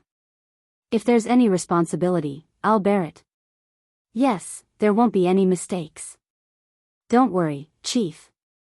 When Yang San said this, his eyes narrowed, and a cold aura emanated from his body. Without Yang Qindong, he wouldn't be where he was today. If anyone dared to cause trouble on the wedding day, they'd definitely be tired of living. Soon, they'd become a corpse without any warmth. Yang San left quietly, just like how he had come. Even in the Yang manor, very few people had seen him, and even fewer people knew of him. He was also the strongest hidden chess piece in the Yang family system. Usually, he wouldn't appear in front of everyone, but once he appeared, it often meant that something important was going to happen. Yang Qindong didn't ask when Yang San left. At this time, he was teaching the servant, Yang Si, how to use the camera. That's right, the camera. This was something that shouldn't appear in this era, because Yang Qindong's wedding had been taken out. If there was something good, it had to be used. Only in this way could its value be reflected. Although taking out the camera was indeed a bit too shocking, in order to leave this beautiful memory and commemoration, Yang Qindong still did it without hesitation. As soon as this camera that could capture a person's shadow appeared, it immediately attracted a lot of exclamations. If Yang Qindong hadn't been prepared, Yang Si, who had just received it, would have directly thrown it to the ground. People in ancient times were very superstitious. They believed that the shadow was also an important part of the body. They even believed that their 7 souls and 6 spirits could be hidden in it.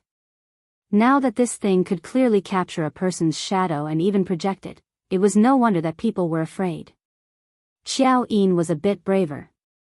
Of course, this didn't mean that she wasn't afraid of anything, but because her relationship with Yang Qindong was closer than others. Naturally, this question was left to her to ask.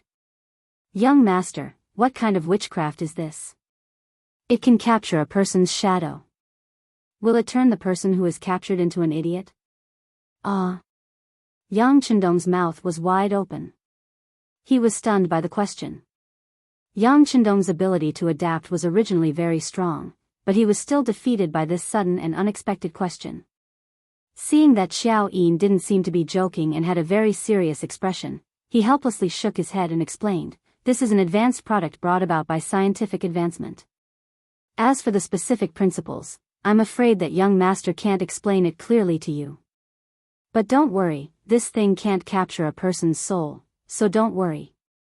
When Yang Chendong said not to worry, Xiao Yin seemed to feel a lot more at ease. At least she dared to walk in front of the camera and even dared to make a few poses that she thought were beautiful. But the others didn't have that much courage. Every time Yang Si raised the camera and pointed it at them, there would always be a burst of chaos and shouting. It felt like a machine gun that could kill people. Wherever it aimed, people would fall to the ground. The camera was just a killing machine. In addition, Yang Chendong also took out a lot of new songs. For example, Hua Feng's Big Bridal Sedan, Intimate Lover, Full Moon Flower, and the ready-made Wedding March that he had prepared beforehand. For this, he took out a set of audio equipment from the big warehouse and charged it up in the big warehouse. He was only waiting for the wedding day to use it. In addition, Yang Chendong also prepared a very luxurious carriage. The wheels were made of soft rubber tires taken from the big warehouse. There were even shock absorbers installed on the carriage to ensure its comfort.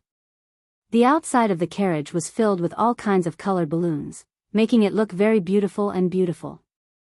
At the same time, he also made a few sets of beautiful wedding dresses according to his own design. These were all custom-made by the Crimson City's clothing factory. The factory's director, Zhou Hua, personally supervised the completion. It was said that when making these new wedding dresses, her daughter, Wan Xiaoyu, who was the Crimson City's publicity team leader, cried because of it. Wan Xiaoyu had reached the age where she knew about feelings. She had long regarded herself as the sixth young master's woman. It was just that because she was still young, she had no chance to be Yang Chendong's wife. Seeing the man she liked was going to marry someone else, how could she not be sad? For this matter, her father Wan Qi, the director of the power plant, and mother Zhou Hua, the director of the clothing factory, talked to her for a long time. They said that a capable person like the sixth young master was destined to have more than one woman. Xiaoyu grew up quickly.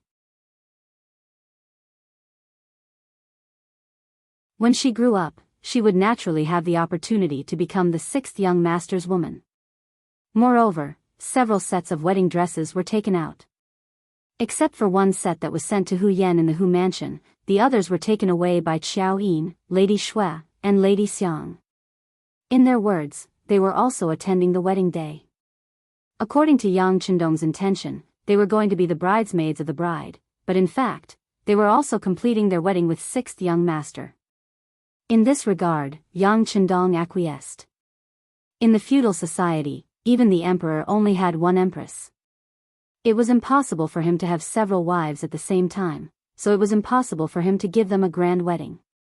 Therefore, it was a good thing to take this opportunity to hold all of them together. The bride had a wedding dress, and Yang Chendong prepared a suit for himself. The pure white suit was tailor-made, making Yang Chendong look more handsome and sunny. As the groomsmen, Tiger's Mane, Beta Persei, and Yang Wu were dressed in black suits, looking very energetic. As for the several servants, Yang San, as the deputy director of the security bureau and the actual helmsman, naturally had to protect everything in the dark. Yang Lu was responsible for the security on the surface. In this way, the manpower was put to good use. 3 days passed in the blink of an eye. On the 6th day of October, the Yang family manor was already decorated with festive decorations. Colored balls, ribbons, and bright red, happy characters were posted everywhere. In front of Yang Si's camera, amid a burst of firecrackers, the wedding procession set off just as dawn broke. Yang Chendong, dressed in a white suit, was sitting in a special carriage. Beside him were Tiger's Mane and Beta Persei. Yang Lu was in charge of driving the carriage. Under the protection of Yang Lu, Qiu Vi, and Dao Xiao, they went to the capital. In the dark, Xiao Feng and Leng Feng were on guard at all times to ensure the safety of the young master. The Hu mansion in the capital was also decorated with ribbons, giving people a feeling of jubilation. Qiao Yin, Madame Shui, Madame Xiang, and the others had arrived at the Hu mansion a day in advance to accompany Hu Yan through the most difficult night before dawn. When the sky brightened, the women began to get busy and put on the new wedding dresses that had never been seen before. On the side of the road leading to the Hu mansion, there were already embroidered uniform guards standing guard.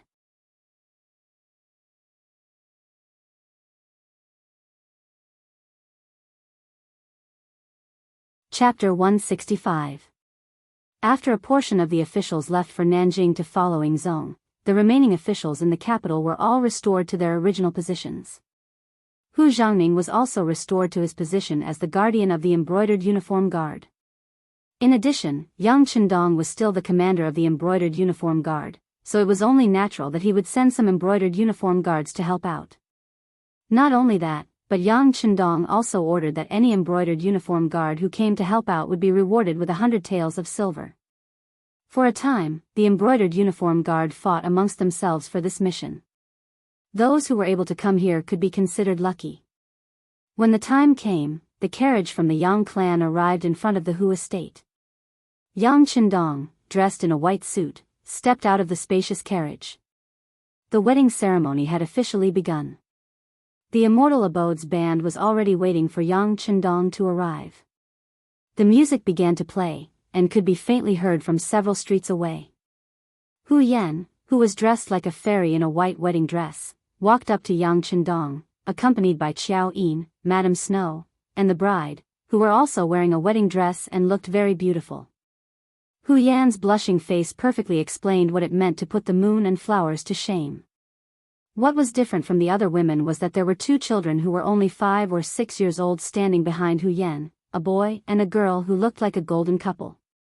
They each pulled up a corner of the white wedding dress so that the long, fluttering wedding dress would not fall to the ground, but also showed her magnanimity.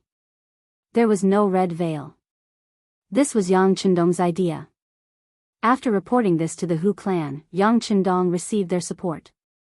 Thus, Yang Chendong took the bride, Hu Yan, who could walk on her own, to the Hu clan's main hall. Here, they knelt down and kowtowed to Hu Zhangning and his wife.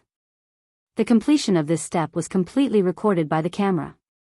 From the footage, it could be seen that Hu Zhangning and Madame Shui's faces were extremely pale. It was clear that they were also frightened by the equipment that could record their figures. After paying his respects to the elders, Yang Chendong carried Hu Yan out of the Hu estate. Along the way, the courtyard was filled with all kinds of gifts that Yang Chendong had given to the Hu clan. There was no need to introduce the types of items. In short, someone had calculated the total value of these items after the event. The total value of these items was over 1 million taels of silver. Just this amount alone was enough to shock countless people. This was one of the most beautiful stories in the capital, because not even the emperor would be willing to part with so many good things. From this matter, it could also be seen that Yang Chendong valued Hu Yan. The inside and outside of the immortal abode were already packed with people. In order to congratulate the patriarch on his wedding today, all the diners will have a 50% discount. Even the commoners who didn't come to the immortal abode to spend money could still enjoy the delicacies they had prepared. The premise was that the whole family had to come together. At the very least, the couple had to bring a child and bring their own lunch boxes. At that time, all the children who came would receive a delicious little pastry. The news had been released 3 days ago. By morning, the entire street in front of the immortal abode was packed with people. As a result, the embroidered uniform guards who were responsible for the security of the area were given a lot more work to do. Fortunately, the people who came to receive the delicacies and pastries were all very well behaved. Some entered and some left, so there wasn't much panic. After leaving the Hu estate, the bridegroom, Yang Chendong, personally drove the carriage. Hu Yan, Qiao Yin, Madame Shui, and Madame Xiang were seated inside. Yang Chendong, who was driving the carriage, sang the bridal sedan in fear. Tiger's mane and the others, who had long since learned how to sing, sang along loudly. When the sun comes out, I climb the mountain. When I reach the peak, I want to sing. My song floats to my little sister. When she hears my song, she smiles. Yang Chendong's cheerful voice rang out. Sitting in the spacious and comfortable carriage, Hu Yan and the other girls were filled with happiness. As they looked at the brightly colored balloons around the carriage, their faces were brimming with happiness. The carriage passed through the streets of the immortal abode. Along the way, one new song after another could be heard. All of them were joyous songs that suited the occasion, and the people who had come along to watch the show all cheered with joy. As they passed through the streets of the immortal abode and saw the crowded streets, Hu Yan and the other girls smiled at each other. This was the young master doing a good deed, as well as accumulating good karma. Although he had to spend some money to do so, in the eyes of the girls, the significance of this action was far more profound. The carriage finally left the capital, and under the protection of the embroidered uniform guards, it headed for the Yang clan manor. At this time, there were all sorts of carriages and bridal sedan chairs waiting outside the Yang clan manor. Many officials of the court were waiting here for the bridegroom to arrive. He had only been in the capital for a little more than a year, less than 2 years. However, Yang Chendong had used his own efforts to prove his strength. With money and power, who wouldn't give him this little bit of face? And this wasn't even mentioning the fact that he was marrying the granddaughter of the Minister of Rights, Hu Shao.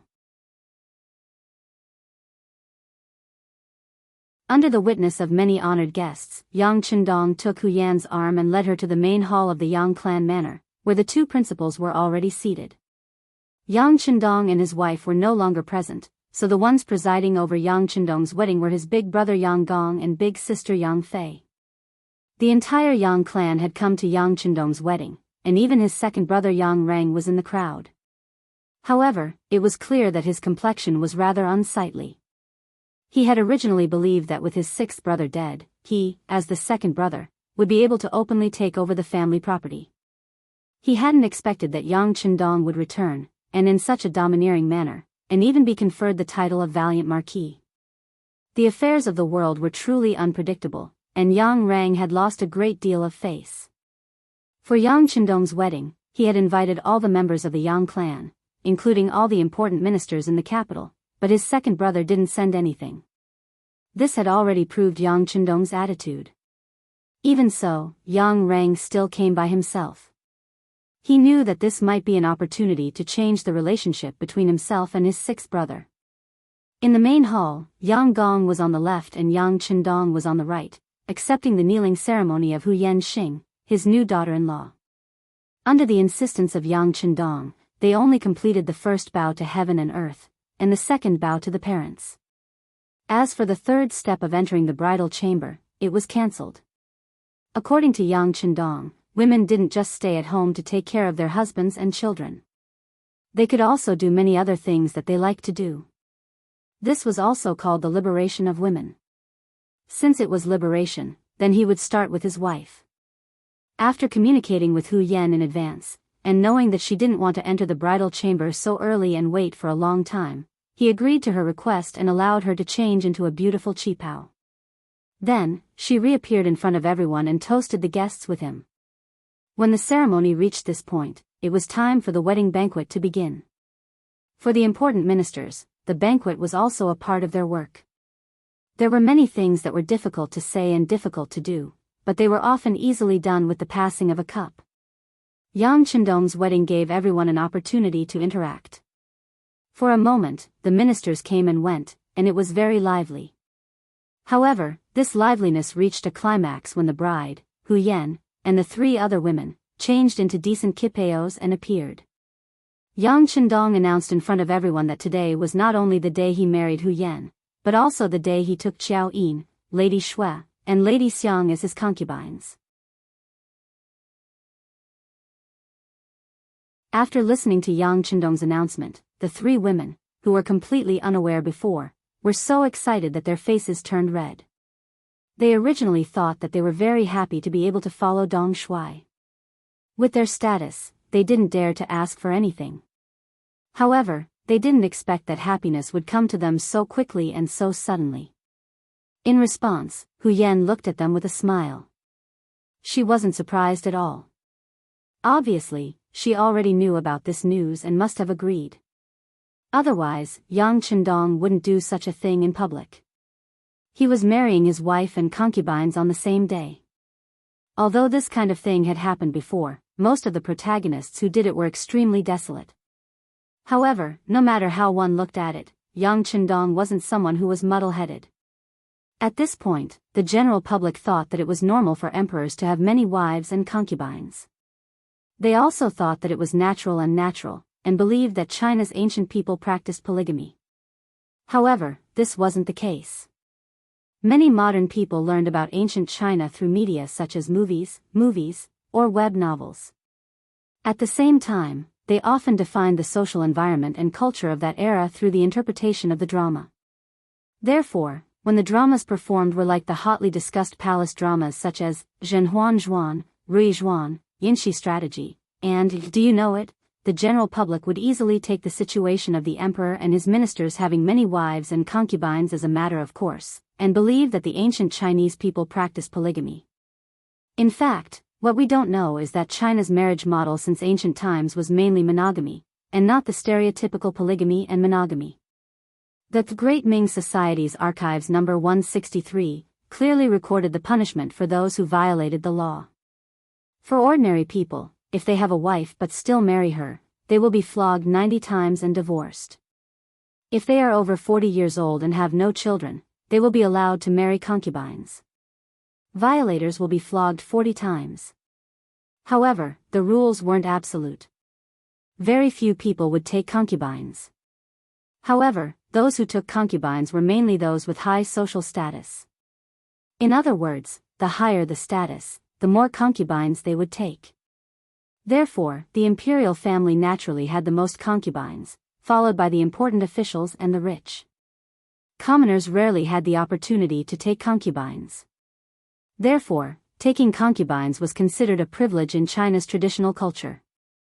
In the Great Ming Society's Archives No. 57, it clearly stated that taking concubines, as well as the number of concubines, had to be investigated by the Ministry of Rights. The heir and the prince had 4 concubines. The eldest son and the general had 3 concubines. It was true that Yang Chendong was the marquis of loyalty and courage, so taking in 3 concubines wasn't that much of a violation of the rules. However, why didn't he mention it in advance? Since no one knew about it, didn't that mean that this matter wasn't reported to the Ministry of Rights?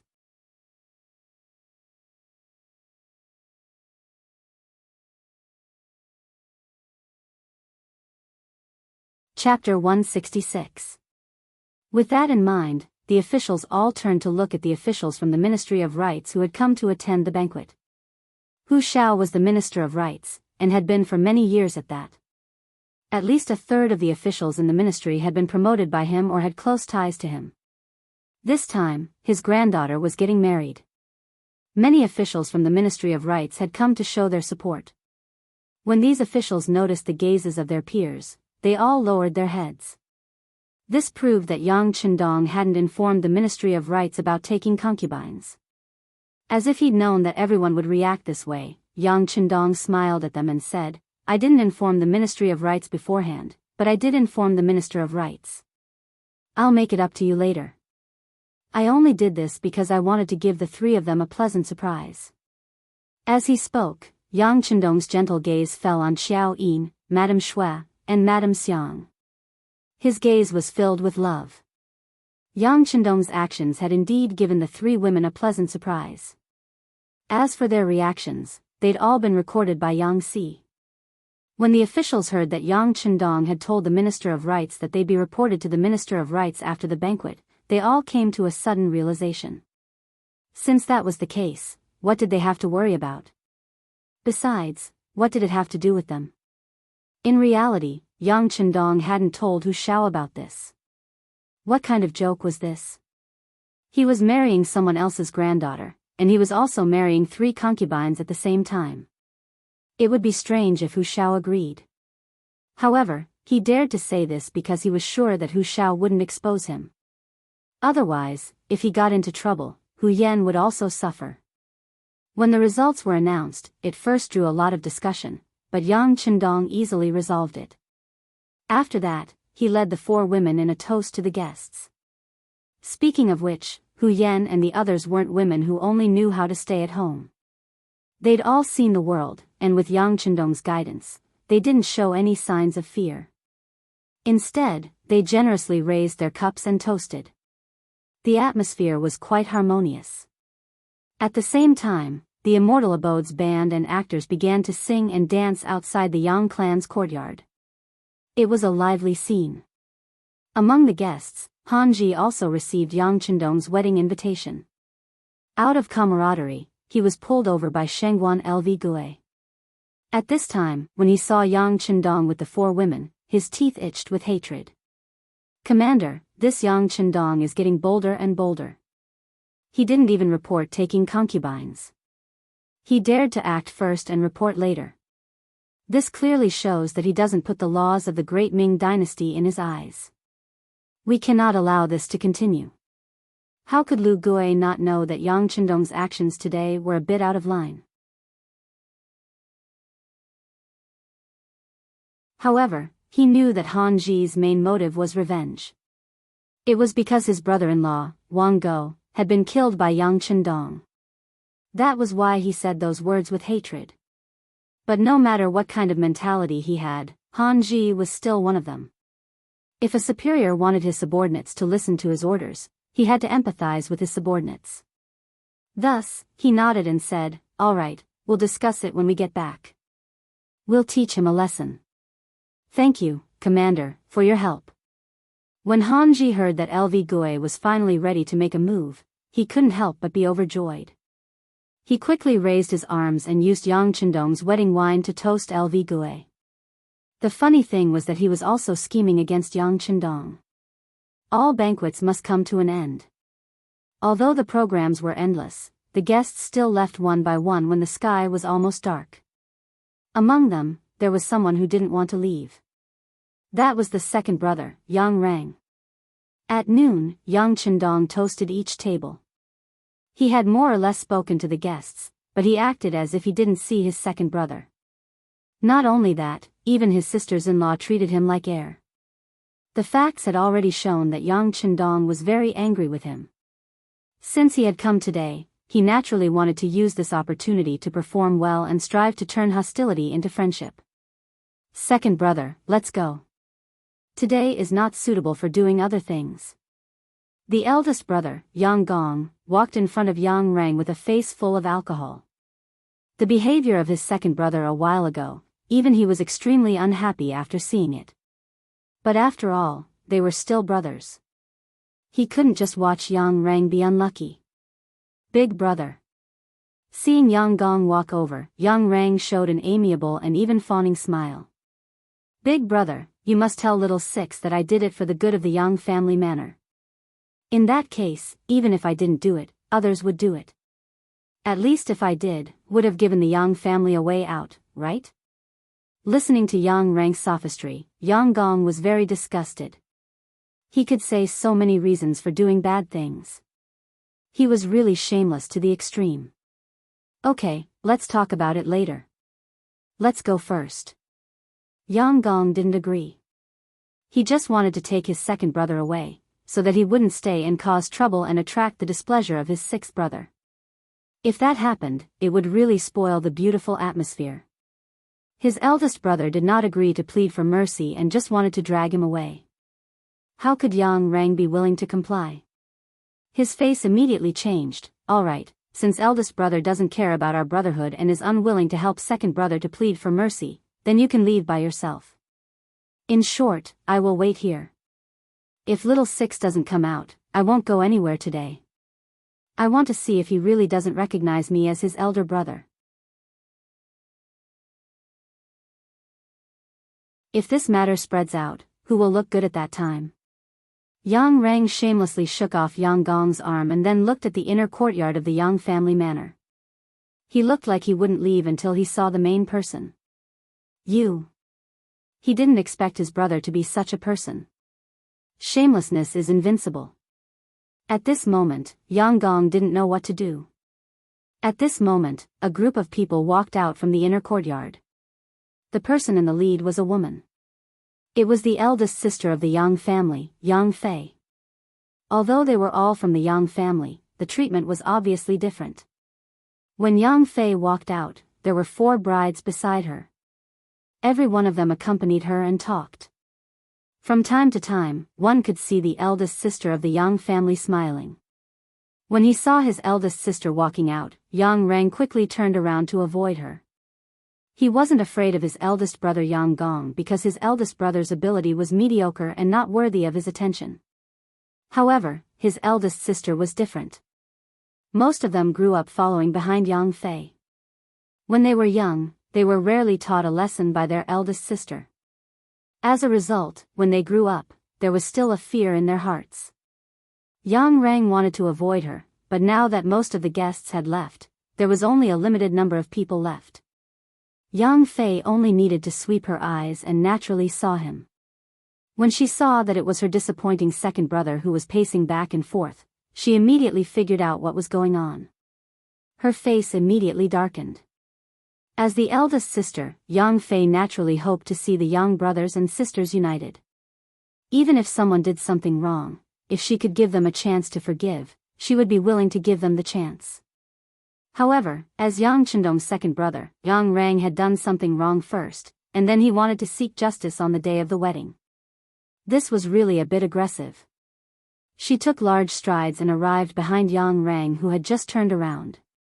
Yang Gong, who was standing at the side, saw Yang Fei first and quickly called out with a smile, "Eldest sister." When he heard his eldest brother's call, Yang Rang knew that he couldn't avoid it. He could only unwillingly turn around and force out a smile, "Hello, eldest sister."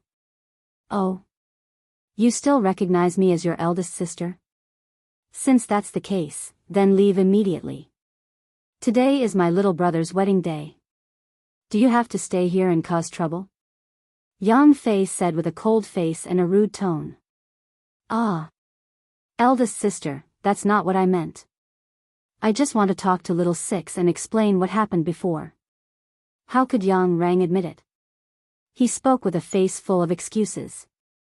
Hearing Yang Rang call Yang Chendong little Six as if he was the boss, Yang Fei was even angrier.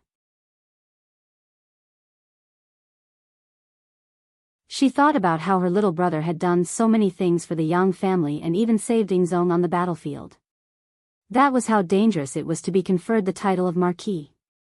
However, there was someone in the family who was dragging her family down. This was truly a chilling action. If she was in Yang Fei's shoes, she would also feel very uncomfortable. With this anger, Yang Fei couldn't be bothered to be polite anymore. She turned to look at Beta Persei and the rest and said, "Go, chase Yang Rang out of the manor. If he doesn't leave, you can beat him until he leaves. I will bear all the consequences. I believe that even if father and mother are watching from the heavens, they won't blame me." Yes. Beta Persei had long found Yang Rang an eyesore. This person was lucky to have been born into the Yang family. If it had been anyone else, who knew how many times they would have died by now. After agreeing, Beta Persei strode forward and lifted Beta Persei off the ground with a thick arm. He didn't seem to use any effort to lift him off the ground. The pitiful Beta Persei was dragged out of the manor like a rabbit, then thrown to the ground. If little Six had ordered someone to do this, he would naturally yell and scream, saying that the other party didn't respect his elder brother. However, since his eldest sister had ordered it, there was nothing he could do. He was the one who had been rude first. Now that he had been thrown out, he was reaping what he sowed.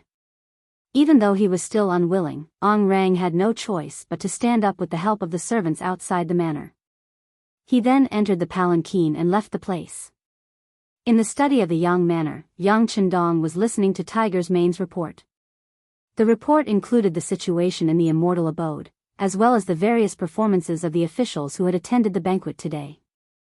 The people from the security bureau had disguised themselves as attendants and wandered around the banquet, listening in on everyone's conversations. This was the true record of an official's appearance. At the very least, through this, Yang Chendong could see who had opinions of him and who were dissatisfied with him. Young master, the embroidered uniform guard just sent someone to deliver this. They said that in order to stabilize the situation in the capital, young master is invited to the embroidered uniform guard's office tomorrow morning to discuss political matters. After Tiger's Mane reported the situation at the banquet, he told Yang Chendong the news he had just received.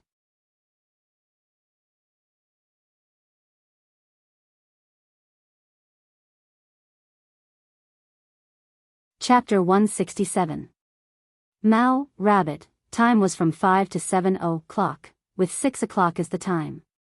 Letting Yang Chendong go to the meeting so early was obviously not to let the bridegroom have a good night's sleep.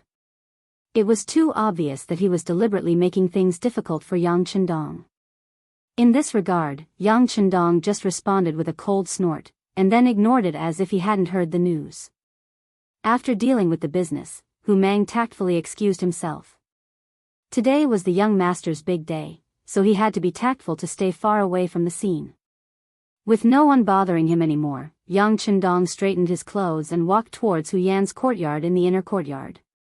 Tonight, he was going to perform the Duke of Zhou's rites with her. When he thought of this, his footsteps seemed to quicken. In the bridal chamber, Hu Yan, who had just sent away her elder sister Yang Fei, had returned. After removing her makeup, she changed into a red bridal dress and sat by the bed, waiting. At this time, the room was very quiet, and only the sound of Hu Yan's little heart beating could be heard. Although she had long thought that there would be a day like this, and even looked forward to it. But when she really arrived, she still felt a little nervous. In particular, the servant girl Xiao Qing was nowhere to be found, and no one accompanied her to talk, so the tense atmosphere was even more intense. Creak. The door was pushed open from the outside. Out of instinct, Hu Yan blurted out, "Is it Xiao Qing?" "What? You don't like Lu Lang, but Xiao Qing?" With a man's magnetic voice, Yang Chendong, who had changed into a loose red robe, stepped in. Seeing that it was Yang Chendong, Hu Yan's heart beat faster. "No, no. What do you mean by no? Do you like Lu Lang more or Xiao Qing more?" Yang Chendong knew that she was nervous, but he still teased her, which was also a way to relieve her tension.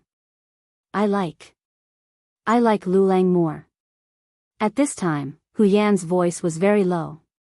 If it weren't for Yang Chendong's good hearing, he probably wouldn't have heard what she was saying. After saying this, she had lowered her head. He didn't need to look to know how red her face was right now. Ha ha ha. After seeing the answer he was satisfied with, Yang Chendong strode forward, picked up Hu Yan, and put her on the bed. At the same time, he waved his sleeve, and all the red candles in the room were extinguished. I like Yan too. After a short sentence, a series of rustling sounds could be heard, and then the moon, which was originally hanging in the sky, was now nowhere to be seen. Soon, the entire courtyard was filled with extravagant sounds, 10,000 words omitted. Happy time always passed quickly, and the sky slowly brightened. At the embroidered uniform guard's office, seeing that the time had passed and Yang Chendong still hadn't arrived, Han Ji acted as if he had won the lottery. He quickly went to LV Gui, who was sitting there with his eyes closed. "Commander, he didn't come. It seems like he doesn't take your words seriously at all." LV Gui didn't even open his eyes after hearing this. No one knew what he was thinking. His eyeballs kept rolling. According to Han Ji's understanding of LV Gui, he was really angry at this time. It seemed that Yang Chendong wouldn't have a good time. That was the truth. LV Gui still didn't open his eyes, but the words he said made Han Ji feel very relieved. Yang Chendong didn't listen to your orders. Suspend his duties first and spread this decision to all the embroidered uniform guards. Suspension for not attending the meeting. This was LV Gui's trap for Yang Chendong. Or it could be said that he had already planned this, so when he said this, he didn't hesitate at all. Yes. Han Ji was waiting for this sentence. After he agreed, he turned around and left. He was eager to spread the news and let all the embroidered uniform guards know. In the future, he would like to see how arrogant Marquis would be in the future. The embroidered uniform guards and the East faction guards had always been the focus of the security bureau. If there was a situation here, it would be sent to the Yang family village and sent to the director Tiger's man. As for when to show it to the young master, it was up to the director to decide whether the situation was serious or not. After tossing and turning for half the night, Hu Yan fell asleep tired. She vaguely felt that someone was moving beside her. In her mind, she suddenly thought that she was no longer the young lady of the Hu family, but the daughter-in-law of the Yang family. She immediately struggled to get up. Well, baby, sleep a little more. A woman must have enough sleep. Also, there are not so many rules here. Yang Chendong's voice came to her ear. Then she felt a heat on her forehead, and their lips came in close contact. After kissing Hu Yan's forehead, Yang Chendong walked out of the bedroom with a face full of energy. After going out, he saw that Shao Qing had already prepared the water and was waiting to serve Hu Yan. He smiled and said, "Don't disturb Yan, or first, let her sleep a little longer. Also, inform the cook, Yi Qiu'er, to immediately make a fresh nutritious breakfast and send it over when the young lady wakes up." Hearing that Yang Chendong was so concerned about her young lady, Shao Qing's face was full of joy and she quickly agreed. Yang Chendong strode out of the inner courtyard. From afar, he saw Hu Mang waiting for him with a serious expression on his face. Seeing that Hu Mang's brows were almost knitted together, Yang Chendong approached him and asked, "What's wrong? Did something happen?" "Young master, there's a small matter. The embroidered uniform guards just sent a message saying that you didn't come to the meeting. Lu Gui and the others suspended your position in the embroidered uniform guards."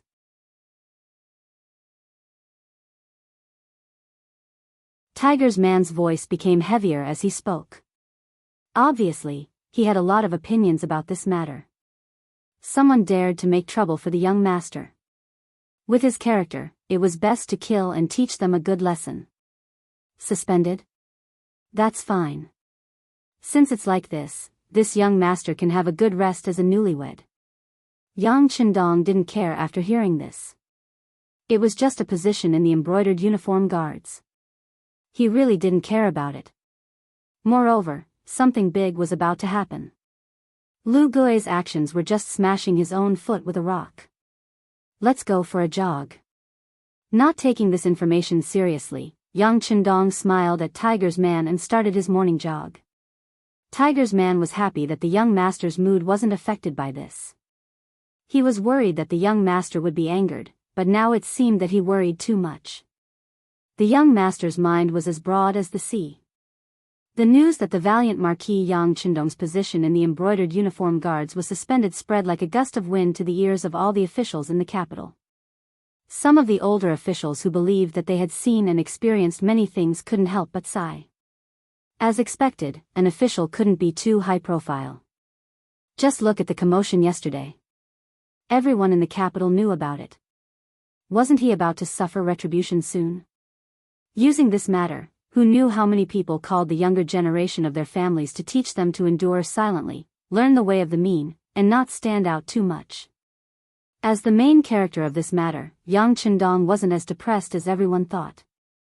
On the contrary, he was leading the 4 girls, plus 7th sister Yang Duo, out of the Yang family manor, heading straight for a place not far away that the common people called Chicken Crow Mountain.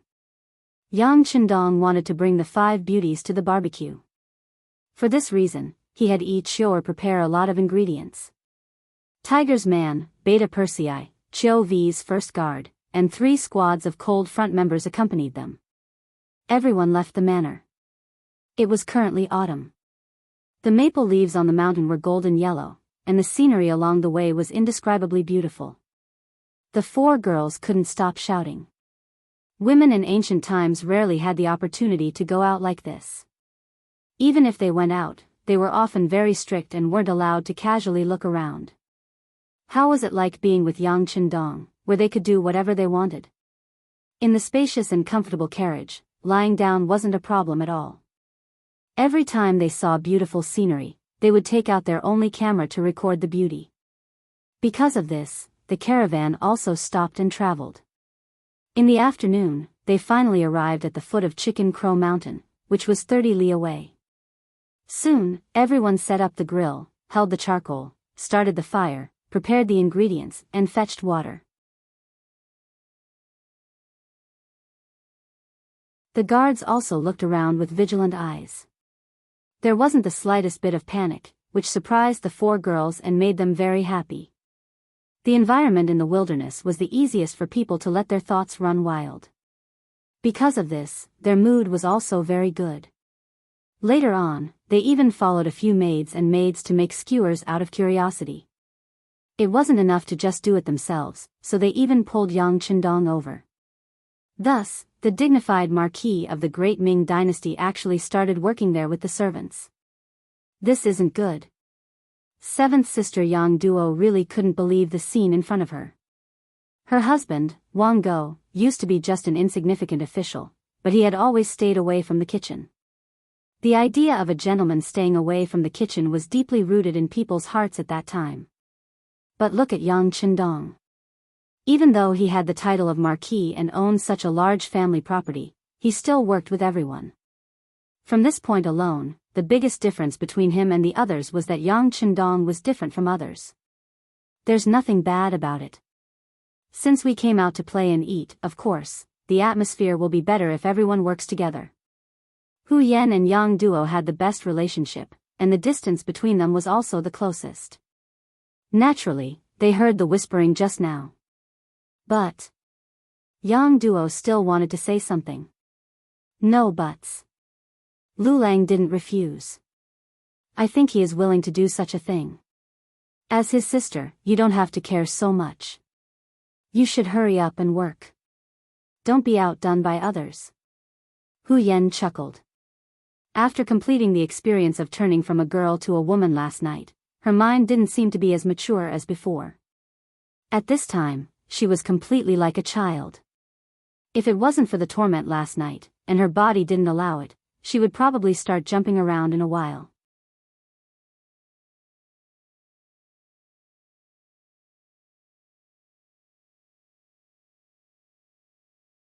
Chapter 168.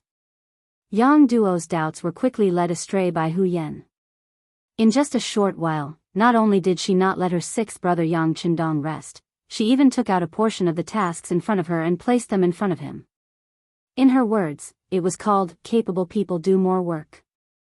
When Yang Qindong was a soldier in his previous life, he did everything very quickly.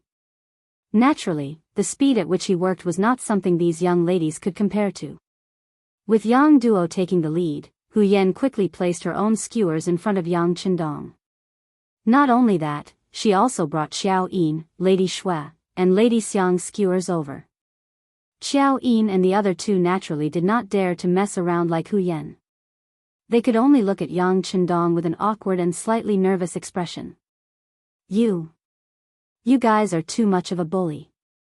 Looking at the mountain of skewers in front of him, Yang Qindong showed a helpless expression, causing the women to laugh out loud.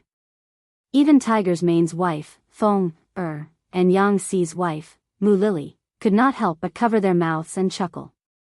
At that moment, the two women were greeted by their husband's stern gaze. What the young master did with his wives was considered a pleasure in the boudoir.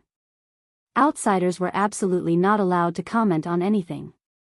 Tiger's Mane and Yang Xi had been with Yang Qindong for a long time, so they naturally understood this principle. After being glared at, the two women curled their lips and looked as if they were not afraid.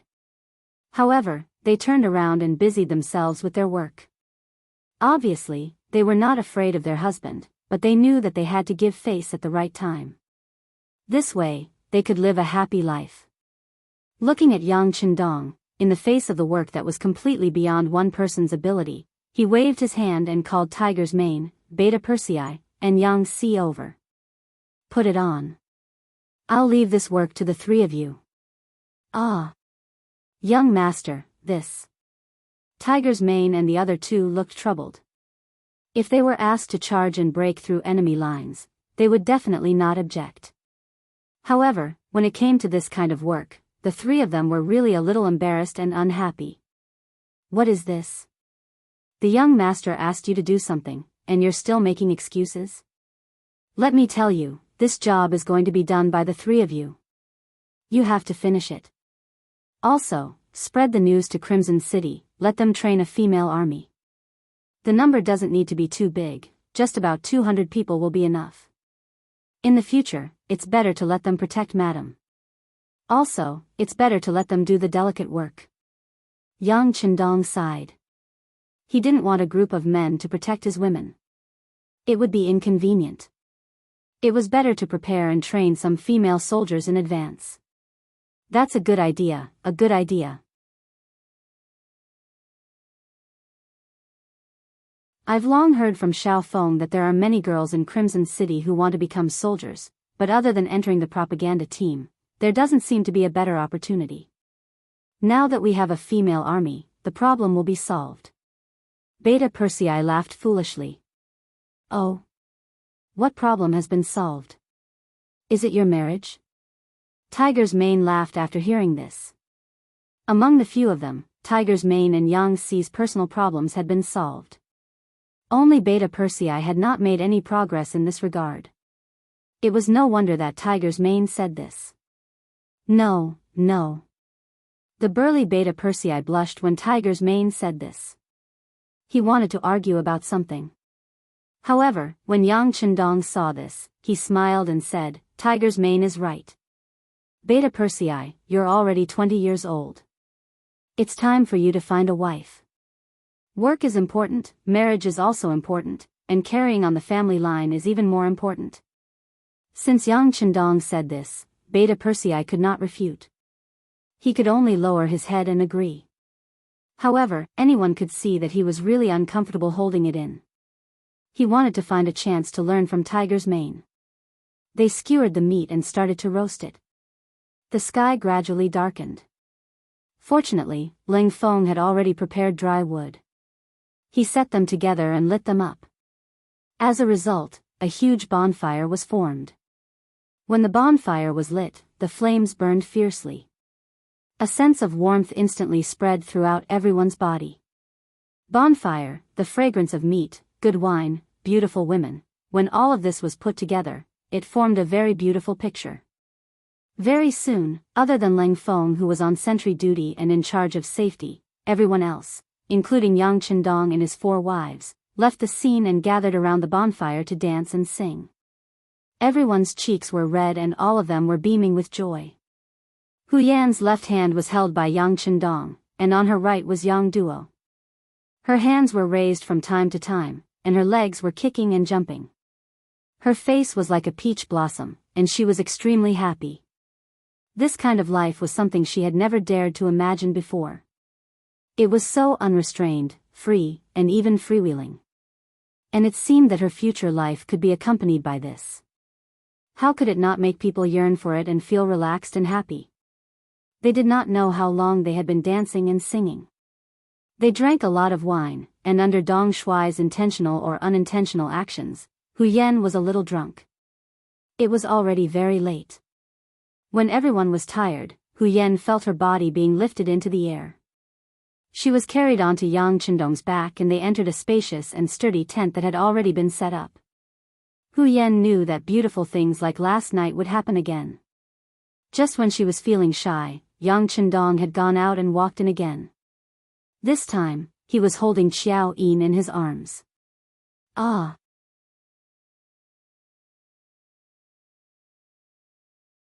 The sudden appearance of another woman made Hu Yan feel a burst of shyness and surprise. The joy of a boudoir was certainly something that people yearned for, but why did he bring another person out? Before Hu Yan could figure it out, Lady Xue and Lady Xiang were also carried into the tent by Yang Chendong. The other 3 women had already seen this kind of thing. They slept together, so of course, they knew what Dong Shuai was going to do. They were a little shy and a little excited. Hu Yan, on the other hand, was completely unaware. Just when she was wondering why there were so many people all of a sudden, a big hand began to wander around her body. That feeling made her feel comfortable and shy. She forced herself to stay awake and said, Lu Lang, don't do this. There are others, not others. They are all your sisters. Huh, let's do it together. Yang Chendong said very soberly. Under his skillful methods, Hu Yan was quickly turned into a pile of mud. Then, she was completely at his mercy. In her consciousness, she seemed to see a few white bodies. Then, she fainted happily. For a moment, the garden was filled with intoxicating spring. A ray of sunlight slowly shone through the tent and shone on Hu Yan's face. She felt the warmth and slowly opened her eyes. What came into view was that Xiao Yin and the other women were still sleeping. Ah! She could not help but exclaim. Her mind instantly recalled some of the things that happened last night. Since she was young, she had never been taught such words and thoughts in her education. For a moment, she could not believe that something like this would happen to her. Xiao Yin, Lady Shui, and Lady Xiang had already woken up. After all, it was not the first time they had done this. Their physical recovery was naturally much better than Hu Yan's. It was only because they did not know how to face it that they pretended to be asleep. However, after this scream, they could no longer pretend. They opened their eyes one by one and saw Hu Yan's tears flowing down the corners of her eyes. Hu Yan's crying made the other three women panic. They quickly came forward to comfort her and took the blame, saying that it was all their fault. No. You are not wrong. It's all his fault. I can't accept this. Hu Yan didn't want to be estranged from her sisters as soon as she came here. Although she was the official wife, she had never thought about how to rely on such an identity to bully others. Please don't blame Sir. I'm sure Big Sister doesn't know that Sir is especially good in that aspect. None of us can satisfy him. Xiao Yin hated it when people talked bad about Yang Chendong. Even if the person who spoke was Hu Yan, she was still unhappy. Yes, second sister is right. Sir is indeed very good in that aspect. It's not something we can handle alone.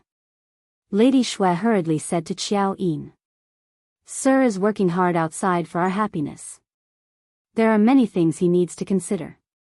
We are just serving him. If we can't satisfy him in this aspect, then aren't we too useless? Among the women, Lady Xiang, who became Yang Chendong's woman one step ahead of Hu Yan, also expressed her attitude. They did not know when it started, or maybe it was yesterday, but they had automatically made a list. Hu Yan was Yang Chendong's first wife, so she was naturally the eldest sister. Xiao Yin had been with Yang Chendong the longest, so she was naturally the second sister. Lady Shui was the third sister, and Lady Xiang was the fourth sister. As for whether there would be a fifth sister after that, it was already set in stone. Xiao Yin had said that there was a girl named Luan Xiaoyu in their hometown who also liked Yang Chendong very much. Yang Chendong also liked her, but because she was too young, they still had to wait. If there was a fifth sister, then who knew if there would be a sixth sister and a seventh sister? However, seeing that Yang Chendong was so young and had such a big family business, it was not surprising that there would be sisters joining him. Hu Yan didn't expect that she would immediately be met with the common resistance of her three younger sisters when she said Yang Chendong's fault in a fit of pique. She quickly changed her words and said, I don't mean to blame him. It's because things came too suddenly, and I can't accept it, so, it's normal that you can't accept it. I don't blame Big Sister for having such thoughts. However, from now on, we sisters will not forgive anyone who says anything bad about Sir. Especially Big Sister. You must set an example for us. Xiao Yin said this with a rare serious expression. In her heart, Yang Chendong was the sky, the earth, and her everything.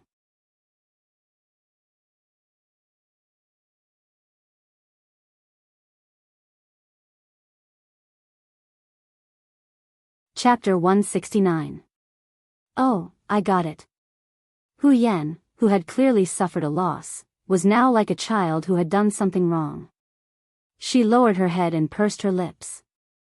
However, it had to be said that after such a conversation, she had diluted the matter of sleeping together. She, who had been persuaded, had also begun to consider Yang Chendong.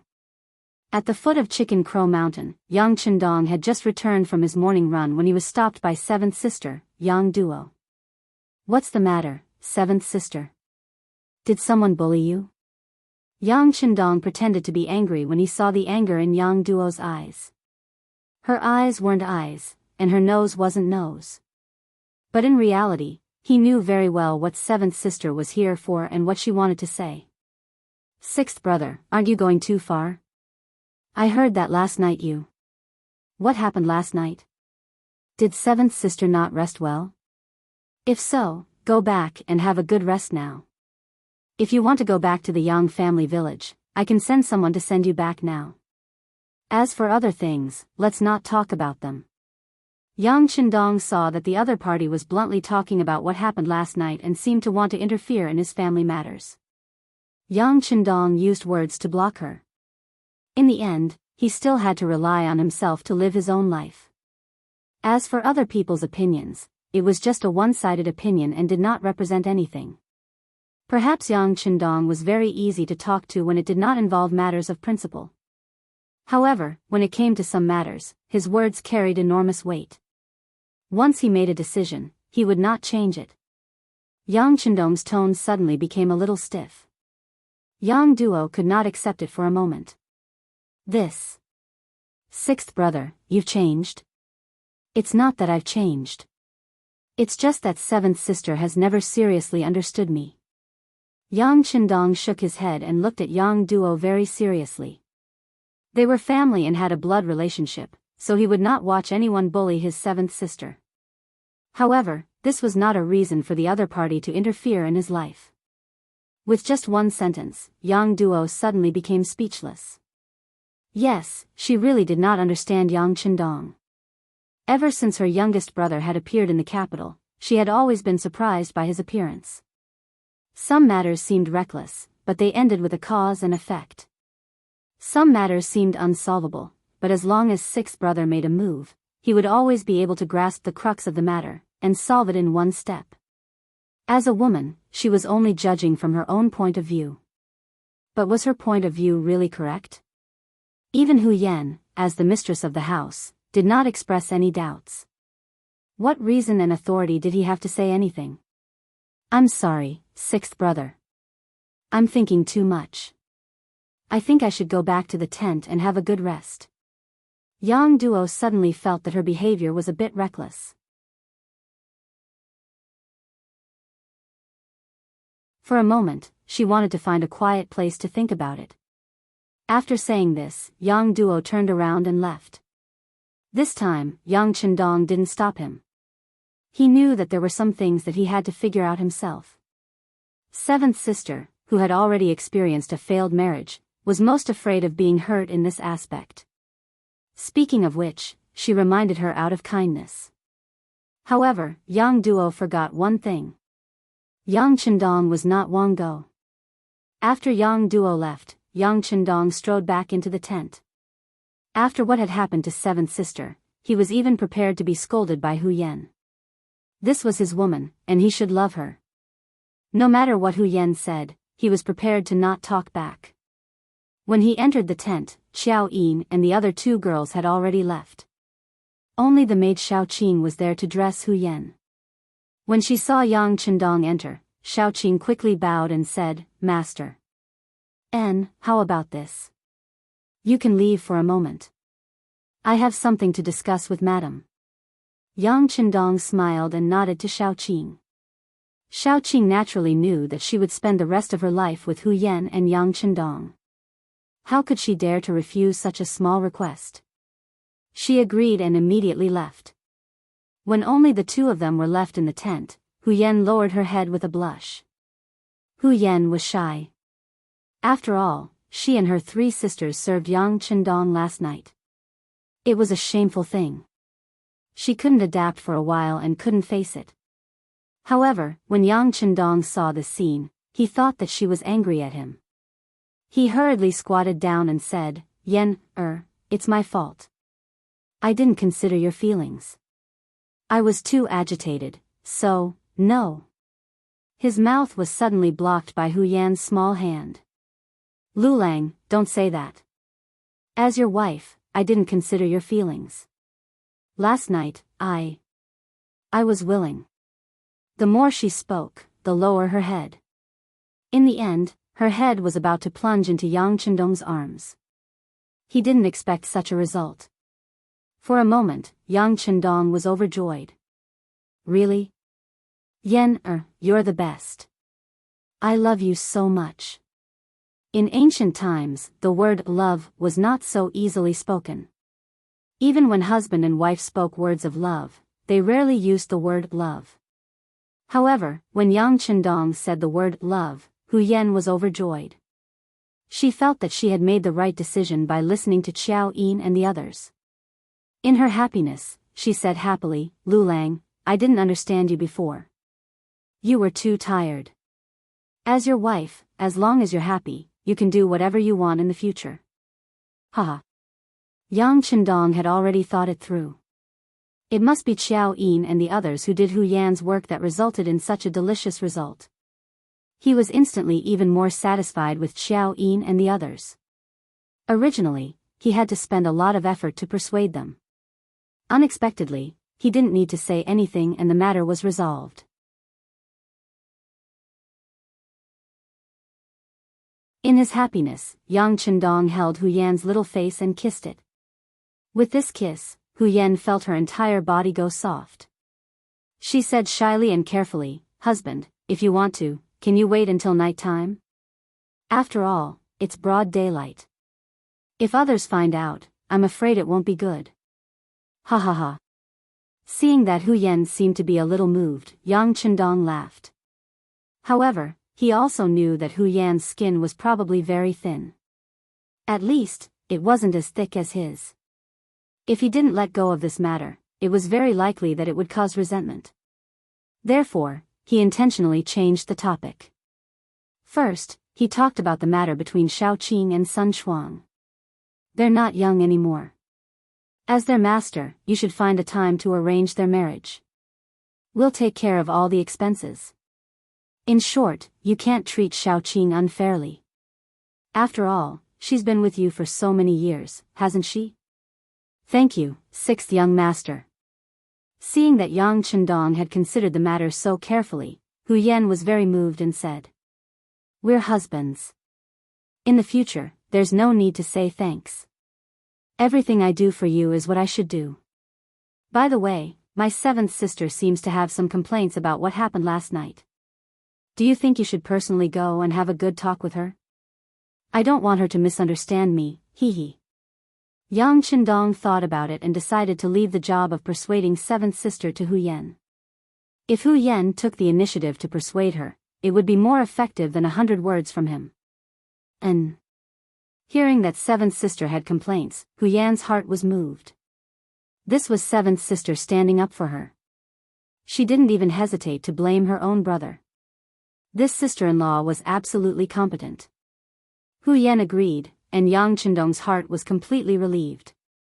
Although there were some things that he didn't ask others to understand, they were still family, and understanding was always better than opposing. Just as Yang Chendong was enjoying the happiness of having multiple wives and gaining the understanding of his wife, several groups of fast horses were galloping through the streets of the capital. These brave soldiers had banners with the word Xian written on their backs. As soon as they entered the capital, their faces were gloomy as they spurred their horses forward. Many scheming people had a bad premonition when the messenger didn't shout the news of victory from 600 miles away. This should be a battle report from the front line. If it wasn't a victory report, what could it be? At this time, in the imperial court, Zhu Qiyu had already changed into a dragon robe and was sitting on a huge golden dragon throne. He was looking at the officials and listening to them report on the important matters of the court. Zhu Qiyu, who had been emperor for some time, had gradually come to like this feeling of being high and mighty.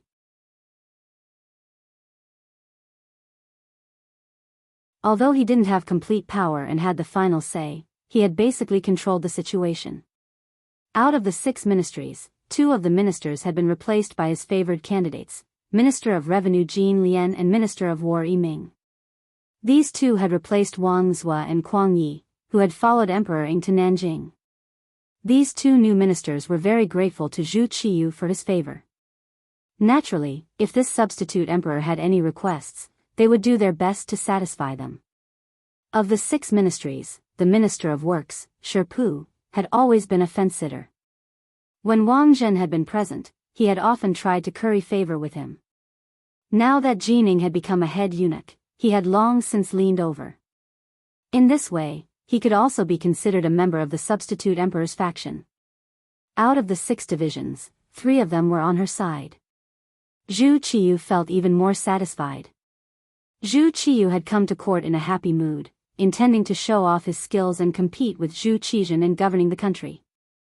However, all of this ambition was shattered when a messenger ran into the imperial court to deliver an urgent military report. Report, important military intelligence from the front line. As soon as the messenger entered the main hall, he knelt on the ground with a thud. It could be seen that he had been running non-stop all this time, so much so that he was a little exhausted. Speak.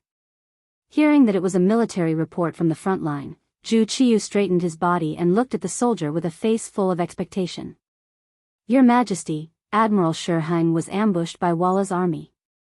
The army suffered heavy losses, but Admiral broke out of the encirclement and is resisting the enemy cavalry's advance. Please let me report this to Your Majesty first and ask for reinforcements to be sent. Prepare for a big battle. After the messenger finished speaking in one breath, he felt his vision blur and then fainted from exhaustion. You're tuning in to the Biyao's Wuxia Chronicles YouTube channel. Don't forget to subscribe and join us on this journey to catch the most captivating stories.